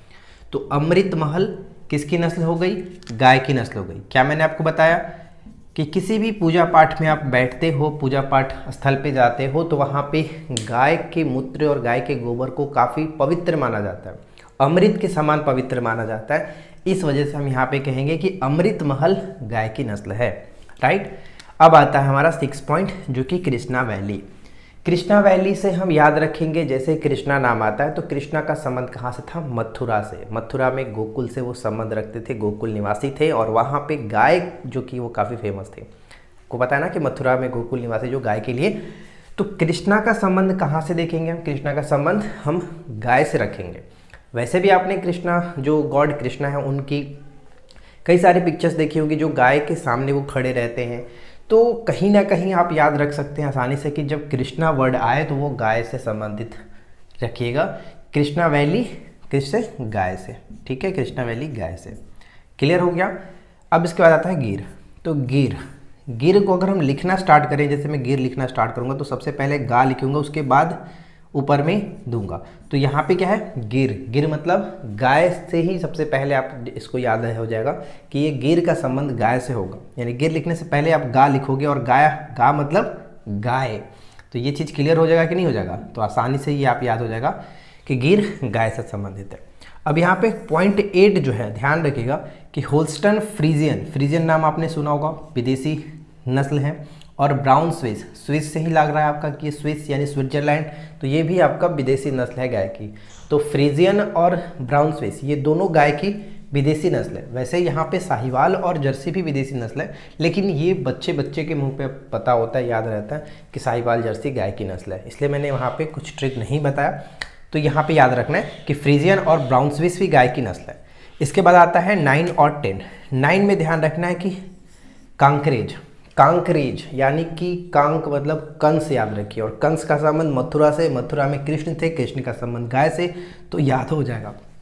ऐसा नहीं कि आपको जो मर्जी वो याद रखिए, लेकिन मैं बस थोड़ा सा याद कराने की कोशिश कर रहा हूँ। तो कांकरेज का मतलब अब याद थोड़ा सा ध्यान रखेंगे, कांकरेज मतलब कंस, कांक मतलब कंस, कंस का संबंध मथुरा से था, मथुरा में कृष्ण थे, कृष्ण का संबंध गाय से, ठीक है, ये चीज़।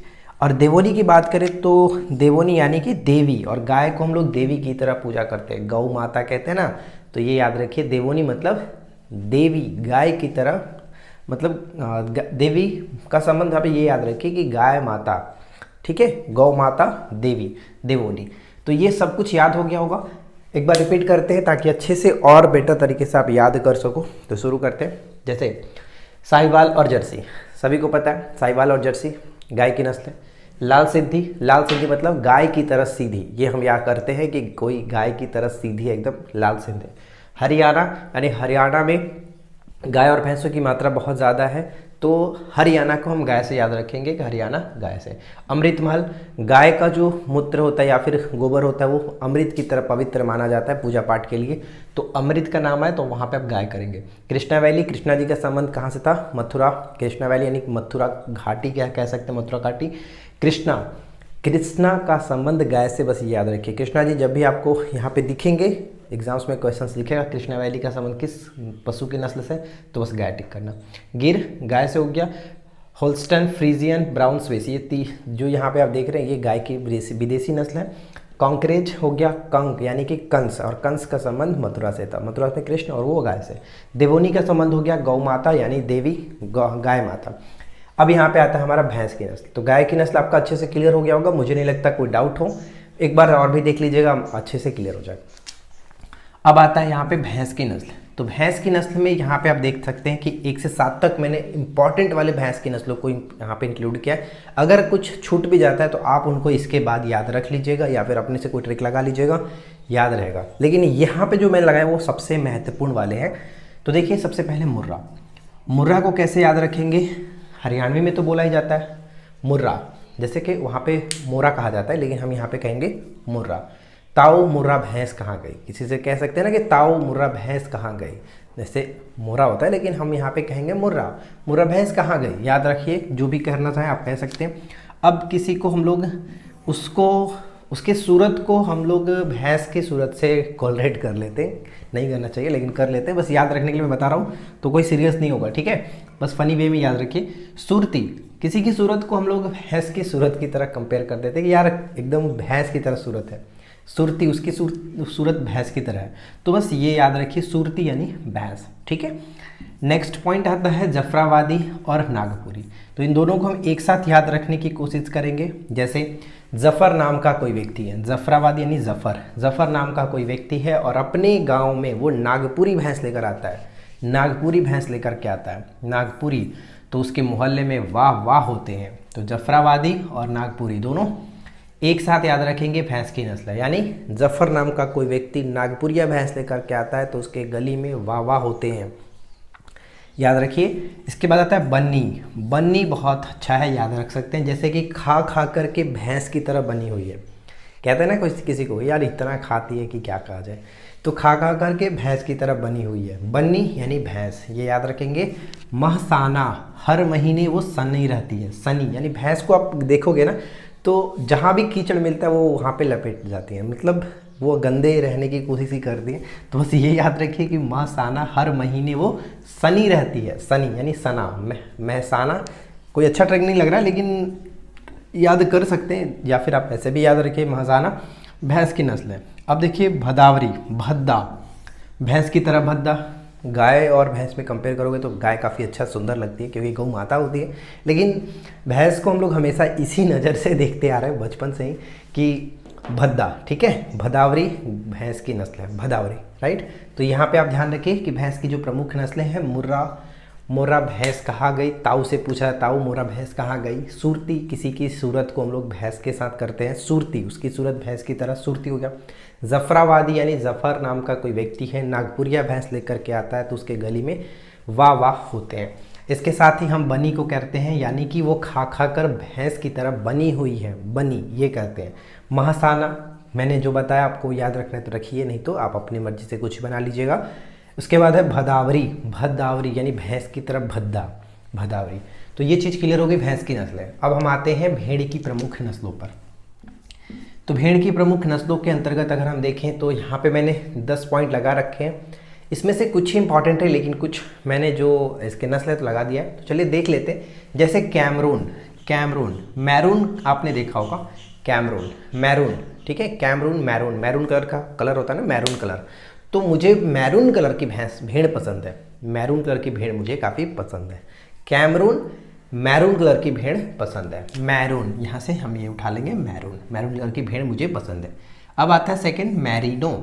मैरिनो, देखिए मैरून और मैरिनो दोनों एक ही जैसा लग रहा है, इसमें ज़्यादा कुछ नहीं है। वैसे अगर कैमरून याद रहेगा तो मैरिनो भी याद रखोगे, दोनों अपने आप में काफ़ी फेमस होता है। तो मैरिनो को भी याद रखने के लिए छोटा सा तरीका अगर बताऊं तो जैसे रीनो आप पढ़ रहे हो तो यहाँ पे हम पढ़ेंगे रेन, यानी बारिश वाला रेन। तो रेन में आपने क्या देखा होगा कि भेड़ झुंड में चरती हैं, तो वहाँ पे झुंड में चरते वक्त अगर रेन में बारिश मतलब बारिश होने लगे तो वहाँ पे क्या करेंगे कि रेन में भेड़, रेन में भेड़ है मतलब बरसात में भेड़ जो कि चर रही हैं, तो वहाँ पे कहेंगे ना कि मैरिनो, रेन में भेड़। पता नहीं आपको माइंड में ये जा रहा है कि नहीं जा रहा है, लेकिन मुझे तो इस तरह से याद है। एक बार मैंने बस ये चीज़ पढ़ा, अच्छे से याद किया और ये याद हो गया। याद करने की भी इसमें कोई ज़रूरत नहीं है, अगर आप देखोगे बस उस चीज़ को कोलरेट करो किसी चीज़ से, याद हो जाता है। तो मैरिनो ये आपकी भेड़ की नस्ल है।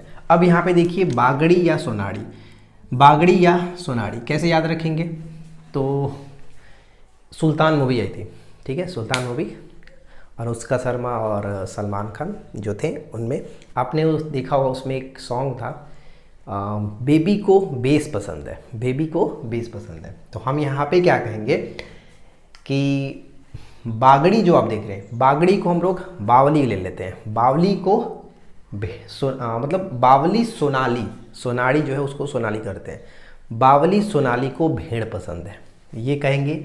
याद रखना है तो रख सकते हैं, सिंपल सा है कि बावड़ी सोनाली को भेड़ पसंद है, बावड़ी सोनाली को भेड़ पसंद है। या फिर अब ये अगर इसको याद रखने में दिक्कत हो रहा है, जो बावली मैं कह रहा हूँ वो बागड़ी होगा, सोनाली जो कह रहा हूँ वो सोनाड़ी होगा, और ये दोनों का संबंध भेड़ से है इसलिए भेड़ मैंने कह रहा।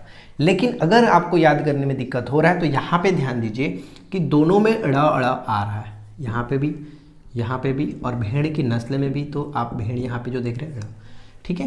तो देखिए याद करना कुछ भी मुश्किल नहीं है, बस थोड़ा सा ध्यान दीजिएगा वो याद हो जाएगा। बागड़ी, सोनाड़ी, भेड़, लास्ट में सभी में ड़ आ रहा है तो ये याद रहने में कोई दिक्कत नहीं होगा।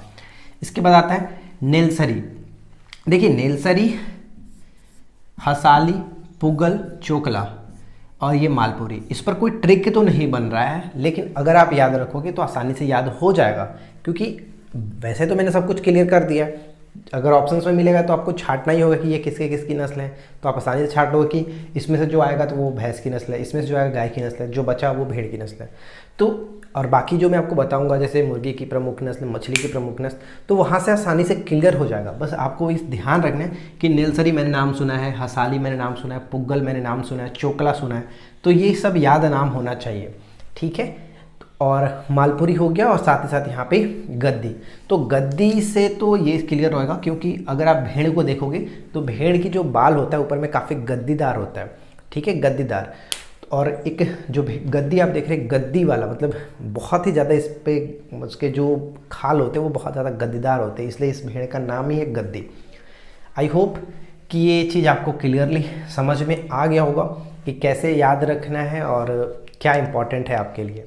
जो मैंने अभी नहीं बताया उस पर अगर आपको अच्छा से ट्रिक मिल जाता है तो उस ट्रिक को आप खुद से बनाइए और नीचे कमेंट करिए, ताकि हम आगे के वीडियो में कभी बनाएं तो आपका रेफरेंस दे सकें, ठीक है फ्रेंड्स। तो उम्मीद है वीडियो आपके लिए हेल्पफुल रही होगी, वीडियो पसंद आया हो तो हेलो एवरीवन, गुड मॉर्निंग, स्वागत है आप सभी का ऑनलाइन स्टडी में। तो देखिए आज हमारे पास एक साइंस का बहुत ही महत्वपूर्ण टॉपिक है और काफ़ी लोग इसके बारे में डिमांड कर रहे थे कि मानव ऊतक का कुछ जो इम्पोर्टेंट पॉइंट्स हैं उनको समझा दीजिए। तो आज मैंने इस वीडियो में मानव ऊतक से रिलेटेड कुछ महत्वपूर्ण पॉइंट्स को कवर करने की पूरी कोशिश की है। तो इस वीडियो को एंड तक अच्छे तरीके से देखिए और जो भी इसमें पॉइंट आपको बताया जाएगा उनको याद रखिएगा, क्योंकि यहाँ से कई सारे प्रश्न हमेशा पूछे जाते रहते हैं। तो फिलहाल चलिए इस वीडियो को शुरू करते हैं। तो सबसे पहले हम बात करेंगे मानव ऊतक। ऊतक क्या है? ऊतक आप सभी को पता है कि ऊतक किसे कहते हैं। ऊतक हम उसे कहते हैं मतलब समान कोशिकाओं के समूह को, यानी समान कोशिकाओं के समूह को ऊतक कहा जाता है। कोशिकाओं के समूह को ऊतक कहते हैं, जिससे हमारे विभिन्न अंग बने होते हैं। अब यहाँ पे अगर हम बात करें कि हम पढ़ रहे हैं मानव उत्तक, तो उत्तक तो हम बाद में डिस्कस करेंगे, लेकिन फिलहाल हम बात कर रहे हैं मानव उत्तक। उत्तक के अंदर जो मानव उत्तक है, जैसे पौधा उत्तक, हमने पादप उत्तक के बारे में आपको एक वीडियो बनाया था, अब यहाँ पे हम बात करें मानव उत्तक। तो मानव उत्तक में सबसे पहले हम बात करते हैं यहाँ पे संयोजी उत्तक। देखिए मानव उत्तक के अंदर बहुत सारी चीज़ें आती हैं, संयोजी उत्तक हो गया, इसके बाद आता है पेशीय उत्तक, आरेखित मांसपेशी उत्तक, तंत्रिका उत्तक, उपकला उत्तक, ये सभी के सभी मानव उत्तक के ही पार्ट हैं। तो अब हम सबसे पहले देखेंगे संयोजी उत्तक। संयोजी उत्तक के अंतर्गत अगर हम देखें तो शरीर के विभिन्न अंगों को जोड़ने का कार्य कौन करता है? संयोजी उत्तक करता है। शरीर के विभिन्न अंगों को जोड़ने का कार्य कौन करता है? संयोजी उत्तक करता है। और संयोजी उत्तक से अकेले ही यहाँ पे बहुत सारे प्रश्न बनते रहते हैं, क्योंकि रक्त इसके अंतर्गत ही आता है। रक्त एक प्रकार का संयोजी उत्तक है और आप सभी को पता है कि रक्त से रिलेटेड कई सारे प्रश्न एग्जाम्स में ऑलरेडी पूछे जा चुके हैं। तो फिलहाल मैंने रक्त को एक छोटे से पॉइंट में यहाँ पे समझा है, लेकिन एक अलग वीडियो में लाऊंगा जिसमें हम लोग मानव रक्त के बारे में स्पेशल पढ़ेंगे और बहुत अच्छे तरीके से डिटेल में पढ़ेंगे। ठीक है, तो देखिए संयोजी उत्तक 5 प्रकार के होते हैं। संयोजी उत्तक 5 प्रकार के होते हैं और इनके अंतर्गत हम एक-एक करके देखेंगे। लेकिन बात यहाँ पे उत्तक की जा रही है, तो एक प्रश्न ये पूछा जा सकता है कि उत्तक जो है, उत्तकों का अध्ययन क्या कहलाता है? उत्तकों के अध्ययन को हम लोग हिस्टोलॉजी कहते हैं। क्या कहते हैं? हिस्टोलॉजी। हिस्टोलॉजी कहा जाता है। और हिस्टोलॉजी के जनक के रूप में किसको मानते हैं, या फिर हिस्टोलॉजी के खोज या फिर हिस्टोलॉजी के अध्ययन के जनक किसको माना जाता है? तो मालगिली, यहाँ पे एक नाम याद रखिएगा, मालगिली को। राइट, तो अब बात करते हैं हम लोग संयोजी उत्तक में 5 प्रकार होते हैं, तो 5 प्रकार को एक-एक करके देखेंगे। तो सबसे पहला पॉइंट आपका आता है रक्त।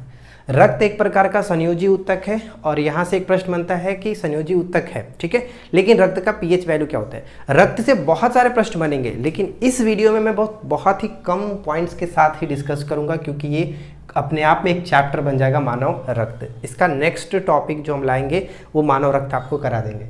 तो फिलहाल देखिए रक्त एक संयोजी उत्तक है, इसका पीएच वैल्यू 7.4 जो कि एक प्रकार का क्षारीय है। रक्त प्लाज्मा में हमें आरबीसी, डब्ल्यूबीसी और एक प्लेटलेट्स कह सकते हैं, प्लेटलेट्स होता है। अब आरबीसी को एक नाम दिया जाता है एरिथ्रोसाइट, डब्ल्यूबीसी को ल्यूकोसाइट कहते हैं और प्लेटलेट्स को थ्रोम्बोसाइट के नाम से भी जाना जाता है। अब आरबीसी, डब्ल्यूबीसी ये भी एक अलग अलग बहुत सारी चीज़ें होंगी। जब हम रक्त आपको पढ़ाएंगे तो वहाँ पे हम इसके बारे में डिस्कस करेंगे कि इनका मतलब कि निर्माण कहाँ से होता है, इनका जो कब्रिस्तान किसको कहा था, अलग अलग टाइप के आपने क्वेश्चंस देखा होगा, पूछा जाता रहता है, तो वो हम बाद में डिस्कस करेंगे। तो फिलहाल हम इसको यहीं पे रखते हैं। तो रक्त के बारे में बस ये जानिए कि रक्त एक प्रकार का संयोजी उत्तक का पार्ट है। तो अब बात करते हैं हम लोग यहाँ पे इसके संयोजी उत्तक के सेकंड पॉइंट, जिसमें देखेंगे हम लोग हड्डी। ध्यान दीजिएगा, हड्डी भी एक प्रकार का संयोजी उत्तक का पार्ट है। जैसे कि रक्त हमने देखा, अब हड्डी है। तो हड्डी कठोर मैट्रिक्स के होते हैं जो कि कैल्शियम और फास्फोरस के बने होते हैं। ये प्रश्न हमेशा आपने देखा होगा कि पूछा जाता है कि हड्डियों में सबसे ज़्यादा मात्रा किसका होता है? कैल्शियम और फास्फोरस का। अब यहाँ पे 2 प्रश्न हमेशा आपने देखा होगा, हड्डी से हड्डी के जोड़ को क्या कहते हैं और हड्डी से मांसपेशी के जोड़ को क्या कहते हैं? तो हड्डी से हड्डी को तो हम लोग लिगामेंट्स कहते हैं, लेकिन हड्डी से मांसपेशियों के जोड़ को टेंडन या फिर कंडरा कहा जाता है। लेकिन ये इतना आसान नहीं होता है कि बस मैंने आपको बता दिया याद हो जाएगा, कन्फ्यूजन होता रहता है। तो इसके एक छोटा सा पॉइंट मैं आपको बताता हूँ, अगर एक याद रहेगा तो दूसरा आसानी से याद रख सकते हो। हिस्ट्री में सभी को पता है MBT यानी मोहम्मद बिन तुगलक। अब यहाँ से अगर हम M को मसल्स मान लें और B को बोन कहें, ठीक है, मसल और बोन के जोड़ को क्या कहेंगे? इक्वल में आप टेंडन T लगा दीजिए, कंडरा या फिर टेंडन। अक्सर आपको पेपर में टेंडन ही देखने को मिलता है, ठीक है। मसल और बोन के जोड़ को टेंडन कहते हैं, जबकि हड्डी से हड्डी को लिगामेंट्स कहा जाता है। तो ये आप आसानी से याद रखिए, दिक्कत नहीं होगा। अब इसके बाद थर्ड पॉइंट पे आते हैं जो कि उपास्थि। उपास्थि क्या है? तो उपास्थि भी एक प्रकार का संयोजी उत्तक है जो कि प्रोटीन और शर्करा से बना ठोस मैट्रिक्स होता है। और हमारे शरीर में अगर हम देखा जाए तो जैसे कि देखिए, अगर हमारे नाक को देखा जाए तो नाक भी एक तरह का हड्डी का काम करता है, लेकिन बहुत ही लचीला होता है। तो यहाँ पे देखिए नाक, कान, श्वास नली और स्वर यंत्र। स्वर यंत्र का मतलब जो ये हमारा होता है ना, इसको कहते हैं स्वर यंत्र। ये सभी के सभी उपास्थि के बने होते हैं। होते तो हड्डी के टाइप के हैं, लेकिन इसमें लचीलापन ज़्यादा होता है। और एक प्रश्न हमेशा पूछा जाता है कि शार्क में कितनी हड्डियां होती हैं? तो मैं आपको बता दूं कि शार्क मछली जो है उसमें एक भी हड्डी नहीं होता है, उनका पूरा का पूरा शरीर उपास्थि का ही बना होता है। ये प्रश्न हमेशा पूछा जाता है कि शार्क का शरीर बना होता है किसका? उपास्थि का ही बना होता है। तो ये चीज़ आपको ध्यान रखना है। चौथा पॉइंट आता है एरियोलर संयोजी ऊतक। एरियोलर संयोजी ऊतक ये क्या है? यह त्वचा और मांसपेशियों के बीच, ध्यान दीजिएगा, यह त्वचा और मांसपेशियों के बीच रक्त वाहिकाओं के आसपास पाया जाता है। रक्त वाहिकाओं के आसपास त्वचा और मांसपेशियों के बीच मिलता है हमारा ये जो आप संयोजी ऊतक देख रहे हैं, एरियोलर संयोजी ऊतक। ठीक है, आंतरिक अंगों का ये समर्थन करता है, ऊतकों के मरम्मत में सहायता करता है। कौन? यही आपका ऊतक है जो कि संयोजी ऊतक, एरियोलर संयोजी ऊतक। तो यहाँ तक तो 4 दिक्कत नहीं होगा, अच्छे से ध्यान रखिएगा। अब इसके बाद आता है हमारा 5वां वसा संयोजी ऊतक। वसा संयोजी ऊतक के अंतर्गत वसा भंडारण के लिए बस महत्वपूर्ण है। और साथ ही साथ एक प्रश्न ये भी कहा जाता है कि बुजुर्ग लोगों को जो झुर्रियाँ आने लगता है वो शरीर में वसा की कमी होने के कारण ही, वसा संयोजी ऊतक के कमी होने के कारण ही झुर्रियाँ आने लगता है, तो ये भी कहा जाता है। अब यहाँ पे हमारा नेक्स्ट जो पॉइंट है वो है पेशीय ऊतक। जैसे कि पहला हमने देखा संयोजी ऊतक, इसके 5 पार्ट थे, पांचों हमने प्रकार आपको बताया।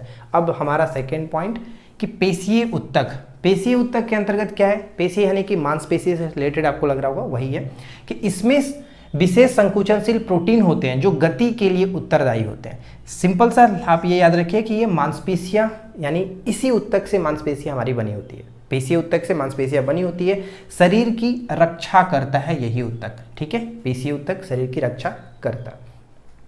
ज़्यादातर पूछा जाने वाला है आरेखित मांसपेशी। आरेखित मांसपेशी या फिर इसको हम लोग अनैच्छिक मांसपेशी के नाम से भी जानते हैं, और साथ ही साथ इसको हम लोग चिकनी मांसपेशी भी कहा जाता है, चिकनी मांसपेशी भी कहते हैं। आमतौर पर एलिमेंट्री कैनाल या फिर कह सकते हैं गर्भाशय या फिर आइरिस, यानी आँख में आइरिस जो है वो भी इसी का, यानी इसी मांसपेशी का बना होता है, आरेखित मांसपेशी। ठीक है, एक प्रश्न हमेशा आपको देखने को मिलेगा कि गर्भाशय को जो भोजन प्राप्त होता है वो किस मांसपेशी से, तो किस ऊतक से? तो यहाँ पे ध्यान रखिएगा, आरेखित मांसपेशी ऊतक से ही प्राप्त होता है। ये बहुत इंपॉर्टेंट प्रश्न है। ठीक है, अगला पॉइंट नेक्स्ट है तंत्रिका ऊतक। तंत्रिका ऊतक के अंतर्गत देखा जाए तो यह ऊतक उत्तेजनाओं के प्रति प्रतिक्रिया करता है। यह ऊतक जो है वो उत्तेजनाओं के प्रति प्रतिक्रिया करता है। हमारा मस्तिष्क हो गया, रीढ़ की हड्डी है, नसें, तंत्रिका ऊतक या फिर न्यूरॉन्स के बनी होती है। तंत्रिका ऊतक का बहुत ही अच्छा है जो कि आपका मस्तिष्क, उदाहरण मस्तिष्क बना होता है, रीढ़ की हड्डी हो गई, या फिर जो हमारी नसें हैं वो सभी के सभी तंत्रिका ऊतक के ही बने होते हैं। अब इसके बाद है उपकला ऊतक। ज़्यादातर पेपर में आपका इसका इंग्लिश वर्ड ही देखने को मिलता है। इपिथीलियमय ऊतक क्या है? इपिथीलियमय ऊतक, इससे हमारी त्वचा बनी होती है। ठीक है, त्वचा इसी की बनी होती है, और शरीर तथा आंतरिक अंगों की जो बाहरी परत होती है वो उपकला ऊतक या फिर इपिथीलियमय ऊतक से बना होता है। तो उम्मीद है कि ये जो छोटा सा टॉपिक था आपको समझ में आ गया होगा, और इसमें जो जो महत्वपूर्ण पॉइंट्स थे वो मैंने सब कुछ आपको कवर करा दिए। ये जो आप यहाँ पे देख रहे हैं इसका नोट्स हम अपने पेड कोर्स में डाल देंगे, तो वहाँ पे जो जो लोग जुड़े हुए हैं वो अपना प्रिंट आउट कराना चाहें तो करा सकते हैं। ठीक है, हेलो एवरीवन, गुड मॉर्निंग, स्वागत है सभी का ऑनलाइन स्टडी में। तो कल आपको एक वीडियो दिया गया था जो कि काफ़ी अच्छा था, साइंस का पादप ऊतक, और उस वीडियो को आप लोगों ने काफ़ी पसंद भी किया, और उसमें मैंने बारीकी से समझाया भी था कि किस तरह के ऊतकों को क्या कहा जाता है, उनका कार्य क्या होता है। अगर आपने नहीं देखा है तो उस वीडियो को ज़रूर देख लीजिएगा। आज हमारे पास है एक और टॉपिक जो कि हमेशा रिपीट होता रहता है, इसमें कुछ ज़्यादा नहीं है, लेकिन अपने आप में एक छोटा सा इंपॉर्टेंट टॉपिक ये बन जाता है, सिंड्रोम। ठीक है, सिंड्रोम। तो सबसे पहले हमें समझना होगा कि सिंड्रोम किसे कहते हैं। जैसे कि गुणसूत्र हम जानते हैं कि मनुष्यों में 46 गुणसूत्र होते हैं, अगर वो कम बेसी हुआ तो फिर दिक्कत होता है। इसी को हम लोग कहते हैं जो कि सिंड्रोम, यानी कि सिंपल से लैंग्वेज में ये कह सकते हैं कि क्रोमोसोम के अनियमितताओं को हम लोग सिंड्रोम के नाम से जानते हैं, जिसके कारण शरीर में अलग अलग प्रकार के लक्षण देखने को मिलता है। उसी को अलग अलग नाम भी दिया जाता है। अगर सिंड्रोम मतलब कि अगर गुणसूत्र कम होता है, ज़्यादा होता है, तो उसे एक अलग प्रॉपर नाम दिया जाता है। तो यहाँ पे हमने 4 जो कि सिंड्रोम का नाम रखा है, जो कि आप देख सकते हैं। एक तो टर्नर सिंड्रोम है, क्लेनफेल्टर सिंड्रोम हो जाता है, डाउन सिंड्रोम, पटाउ सिंड्रोम। ये 4 सिंड्रोम आपको एग्जाम्स में भी पूछे जाते हैं, और एसआई के एग्जाम्स में लगभग ये आपका पूछा गया था, क्लेनफेल्टर सिंड्रोम। आई होप कि आपने उस बार पेपर दिया होगा। ठीक है, तो आज मैं आपको बताता हूँ कि इन सभी सिंड्रोम को हमें याद रखना है और इसमें क्या क्या चीज़ें याद रखना है। सबसे पहले देखिए टर्नर सिंड्रोम। तो टर्नर सिंड्रोम जिसमें क्रोमोसोम की जो संख्या होती है सामान्य से एक कम हो जाता है। जनरली मनुष्यों में गुणसूत्रों की संख्या 23 जोड़ी या फिर 46 गुणसूत्र होते हैं, यानी वो नॉर्मल हो जाता है, ठीक है। 44 और बीच में XX या फिर XY, ठीक है, ये तीन चीज़ आपको पता है। लेकिन अगर क्रोमोसोम की संख्या एक कम होता है 45, उसे हम लोग टर्नर सिंड्रोम के नाम से जानते हैं, और ये लक्षण सिर्फ और सिर्फ स्त्रियों में देखने को मिलता है। टर्नर सिंड्रोम का लक्षण किस में देखने को मिलेगा? सिर्फ और सिर्फ स्त्रियों में। तो यहाँ पे मैंने नोट डाउन कर दिया कि लक्षण सिर्फ स्त्रियों में। इसमें क्या होता है कि स्त्रियों का शरीर अविकसित तथा उनमें बांझपन होता है। ये बस पॉइंट आप याद रखिए, क्योंकि क्वेश्चंस आपसे जब पूछा जाएगा ऑप्शन तो इसी तरह से होगा कि ये किस सिंड्रोम का लक्षण है। ऑप्शंस में चारों सिंड्रोम रहेंगे, लेकिन आपको क्वेश्चंस में ये दिया जाएगा कि ये लक्षण सिर्फ स्त्रियों में होता है, इनका शरीर अविकसित होता है और ये बांझपन होता है। तो किस सिंड्रोम का ये लक्षण देखने को मिलेगा? तो वहाँ पे आपको ध्यान रखना है कि ये आपका टर्नर सिंड्रोम है। टर्नर सिंड्रोम से संबंधित दो चीज़ मैं आपको और बताता हूँ कि इसकी खोज जो है वो 1938 में हेनरी टर्नर ने किया था, इसलिए उसका नाम टर्नर सिंड्रोम रखा गया। और प्रत्येक वर्ष 28 अगस्त को टर्नर सिंड्रोम दिवस के रूप में भी मनाया जाता है। तो एक छोटा सा क्वेश्चन से याद रखिए, इंपॉर्टेंट रहेगा। अब इसके बाद आते हैं हम लोग नेक्स्ट जो पॉइंट हमारा, क्लेनफिल्टर सिंड्रोम। Klinefelter syndrome. आगे बढ़ने से पहले मैं आपको कहूँगा कि अगर आपको लगता है कि कोई टॉपिक पे चाहिए वीडियो तो आप लोग नीचे कमेंट कर सकते हैं, हम उस टॉपिक पे वीडियो बना देंगे। ये टॉपिक भी कल किसी ने सुझाव दिया था। अब इसमें देखिए, टर्नर सिंड्रोम के अलावा जितने भी हम सिंड्रोम देखेंगे, Patau syndrome, Down syndrome, Klinefelter syndrome, उन सभी में क्रोमोसोम की संख्या सामान्य से एक अधिक हो जाता है, यानी कि 47 हो जाता है। सिर्फ और सिर्फ टर्नर में आपका क्या होता है कि एक कम रहता है। ये ध्यान में रखिएगा, कन्फ्यूजन नहीं होगा। क्लेनफिल्टर सिंड्रोम 47 क्रोमोसोम, और ये जो लक्षण होता है पुरुषों में देखने को मिलता है, यानी कि ये सिर्फ और सिर्फ पुरुषों में होगा। टर्नर सिर्फ और सिर्फ स्त्रियों में होता है। पुरुष नपुंसक हो जाते हैं, अगर इस तरह का उनमें सिंड्रोम देखने को मिलेगा तो पुरुष नपुंसक हो जाते हैं। तो बस दो चीज़, दोनों में डिफरेंस सिर्फ यही है कि क्रोमोसोम की संख्या एक में कम होता है और एक में ज़्यादा होता है। एक इसमें स्त्रियों में होता है और एक पुरुषों में होता है, राइट। लेकिन अब अगर हम बात करें डाउन सिंड्रोम और पटाउ सिंड्रोम, तो दोनों में खास अंतर नहीं है। दोनों में क्रोमोसोम की संख्या भी आप देखेंगे कि डाउन सिंड्रोम में क्रोमोसोम की संख्या हो जाता है 47, ठीक है, और इसमें भी 47, इसमें भी 47। इसमें क्या होता है, डाउन सिंड्रोम में ये मेल और फीमेल दोनों में होता है, यानी किसी में भी हो सकता है। ऐसा कोई हम नहीं कह सकते कि सिर्फ मेल में हो या फिर सिर्फ फीमेल में हो, मेल और फीमेल दोनों में होता है। इसमें क्या होता है कि शरीर बेडौल हो जाता है, जीभ तथा होठ मोटा हो जाता है, मनुष्य जो है मंद बुद्धि का होता है, ठीक है, यानी कि एबनॉर्मल हो जाता है, वो ध्यान रखिएगा। अब यहाँ पे देखिए, डाउन सिंड्रोम की जो खोज थी 1866 में ही की गई थी, और इसे प्रत्येक वर्ष विश्व डाउन सिंड्रोम दिवस के रूप में हम लोग 21 मार्च को मनाते हैं। ये चीज़ याद रखिएगा। 21 मार्च को और कौन सा दिवस मनाया जाता है, जल्दी से कमेंट करके बताइए, वो भी फेमस है, एग्जाम्स में पूछा जाता रहता है। एक चीज़ मैं आपको और बता दूं कि एग्जाम्स में हो सकता है आपसे ऐसे भी पूछ ले कि ट्राइसोमी 21 में क्रोमोसोम की संख्या कितनी होगी। अब ऐसा कहने का मतलब ये हुआ कि डाउन सिंड्रोम का एक और नाम होता है ट्राइसोमी 21 सिंड्रोम, ठीक है, ट्राइसोमी 21, जिसे हम लोग डाउन सिंड्रोम के नाम से जानते हैं। इसमें क्रोमोसोम की संख्या 47 मेल और फीमेल दोनों में होता है, राइट, चीज़ ध्यान रखेंगे। लास्ट वन हमारा बनता है पटाउ सिंड्रोम। पटाउ सिंड्रोम में भी 47 ही होता है। इसमें भी ये जो लक्षण होता है मेल और फीमेल दोनों में हो सकता है। मनुष्य मंद बुद्धि का होता है, लेकिन इसमें ध्यान रखें कि ऊपर का ओठ कटा होता है। अगर इस सिंड्रोम से कोई ग्रस्त है, कोई पीड़ित है, तो उनका ऊपर का ओठ कटा होता है। तो बस इसी को ध्यान रखना है। यानी डाउन सिंड्रोम में जो इस तरह के देखने को मिलेगा, जीभ तथा ओठ मोटा हो जाता है, मनुष्य मंद बुद्धि का होते हैं, उसे हम एक और नाम दिया जाता है, यानी कि इसमें क्या है, मंगलॉइड कहा जाता है, मंगलॉइड, ठीक है। तो बस आज के इस वीडियो में इतना ही मैं आपको समझा सकता था कि Turner syndrome, Klinefelter syndrome, Down syndrome और पटाउ सिंड्रोम में क्या क्या अंतर है, उनके क्रोमोसोम की संख्या कितनी होती है। बस सिंपल सा एक चीज़ याद रखिए कि टर्नर में एक कम होता है, बाकी में सभी एक ज़्यादा हो जाता है। 47, 47, 47 सभी, टर्नर में सिर्फ एक कम। टर्नर जो सिंड्रोम है वो स्त्रियों में होता है। बाकी हम यहाँ पे अगर देखेंगे क्लेनफिल्टर तो वो पुरुषों में होता है, और यहाँ पे डाउन सिंड्रोम और पटाउ सिंड्रोम दोनों में हो सकता है, मेल और फीमेल दोनों में हो सकता है। बस इसमें अब ज़्यादा कुछ याद नहीं रखना। एक नया नाम याद रखिए, ट्राइसोमी 21 किसका नाम है, तो ये डाउन सिंड्रोम का ही एक अन्य नाम होता है। 21 मार्च को हम लोग डाउन सिंड्रोम दिवस, और 28 अगस्त को जो कि आपका हो जाता है क्या है, टर्नर सिंड्रोम दिवस के रूप में मनाते हैं। उम्मीद है कि वीडियो आपके लिए हेल्पफुल रही होगी। छोटा सा वीडियो इन्फॉर्मेटिव था। अगर पसंद आया हो तो लाइक एंड शेयर करिएगा। चैनल पे पहली बार है सब्सक्राइब करके नोटिफिकेशन बेल आइकन को ऑल पे सेट करिए। मिलते हैं नेक्स्ट क्लास में। Thanks for watching. Hello everyone, welcome back to online study on.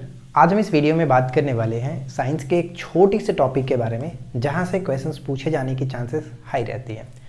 जिस टॉपिक को हम जानेंगे उसका नाम है हाइलोजन। केमिस्ट्री का एक बहुत ही शानदार टॉपिक है हाइलोजन्स, जहां से बहुत सारे सवाल आने की चांसेस रहती है। तो इस वीडियो को आप आराम से और अच्छे तरीके से देखिए। जितने भी पॉइंट्स इसमें बताए गए हैं उन सभी को याद रखिए, आपके लिए हेल्प करेगा। तो चलिए शुरू करती हैं। देखिए हाइलोजन एक ग्रीक शब्द है, ठीक है। हाइलोजन एक ग्रीक शब्द है जिसका मतलब जो लिया गया वो हेलस शब्द से लिया गया। हाइलोजन एक ग्रीक शब्द है जो कि हेलस से लिया गया और हेलस का अर्थ होता है रंगीन। हेलस का अर्थ होता है रंगीन।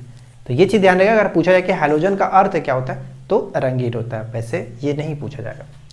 अब यहाँ पे 3 पॉइंट जो कि सबसे महत्वपूर्ण है वो आप समझ लीजिए कि हाइलोजन जो है वो केमिस्ट्री के जितने भी हमारे ब्लॉक बनाए गए हैं, S block, P block, D block, F block, उसमें हाइलोजन पी ब्लॉक के अंतर्गत आता है।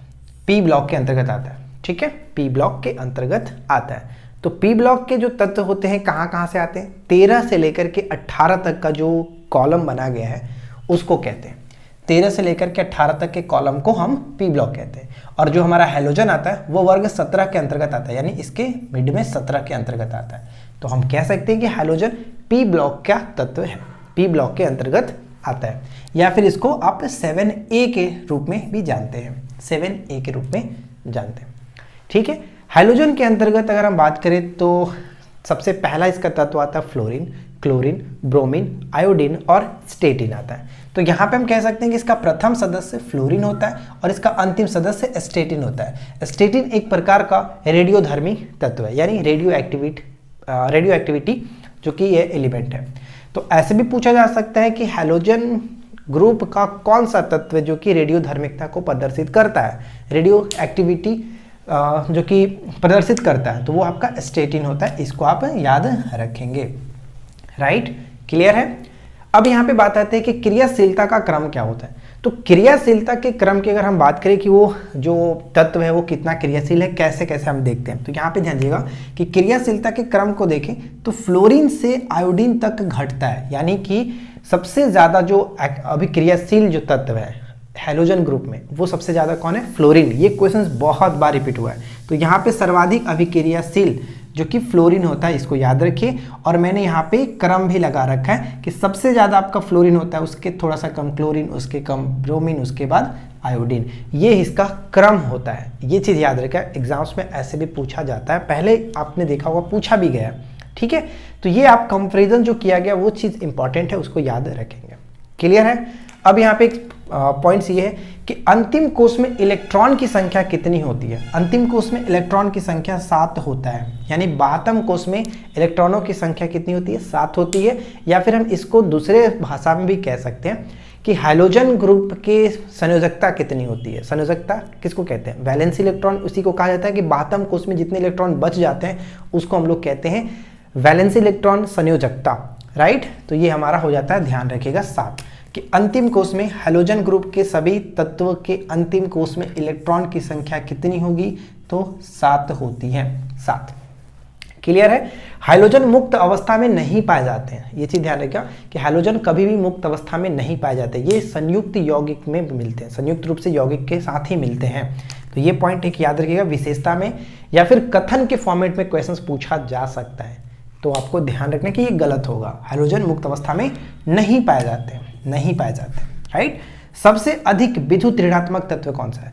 सबसे अधिक विद्युत ऋणात्मकता जो होता है वो फ्लोरीन दर्शाता है। फ्लोरीन सबसे अधिक विद्युत ऋणात्मकता हो या फिर सबसे अधिक अभिक्रियाशील तत्व कौन सा है? तो फ्लोरीन ही है, ये चीज याद रखेंगे। और सबसे कम ये आपका स्टेटिन। जैसे क्रम है उसी तरह से इनकी विद्युत ऋणात्मकता का क्रम भी है। तो हम यहाँ पे ये देख सकते हैं कि अगर हम फ्लोरीन, क्लोरीन, ब्रोमीन, आयोडीन और स्टेटिन जब देख रहे हैं तो जैसे ही नीचे जाएंगे, नीचे जाते जाएंगे यानी कि वर्ग में नीचे जाने पर, यहाँ पे मैंने लिख रखा है कि वर्ग में ऊपर से नीचे जाने पर विद्युत ऋणात्मकता में कमी आती है। जैसे आप देख रहे हैं कि सर्वाधिक विद्युत ऋणात्मकता होता है फ्लोरीन के अंतर्गत, सबसे कम होता है स्टेटिन के अंतर्गत। तो ये चीज़ आपको ध्यान रखना है। और फ्लोरीन ऑक्सीकरण अवस्था हमेशा -1 होता है। फ्लोरीन का ऑक्सीकरण संख्या कितना होता है? -1। ये भी अपने आप में इक्वेशन है।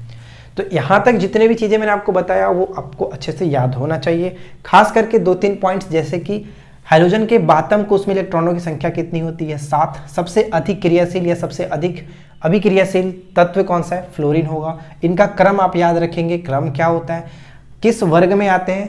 वर्ग 17 के अंतर्गत। किस ब्लॉक के अंतर्गत आएंगे? तो पी ब्लॉक के अंतर्गत आएंगे। ये कुछ पॉइंट्स हैं जो कि डायरेक्ट क्वेश्चंस बनने की चांसेस हैं, राइट। तो यहाँ पे तक कोई दिक्कत नहीं होनी चाहिए। अब आते हैं हम लोग नेक्स्ट पॉइंट की तरफ। तो यहाँ पे ध्यान दीजिएगा, हाइड्रोजन के भौतिक गुण।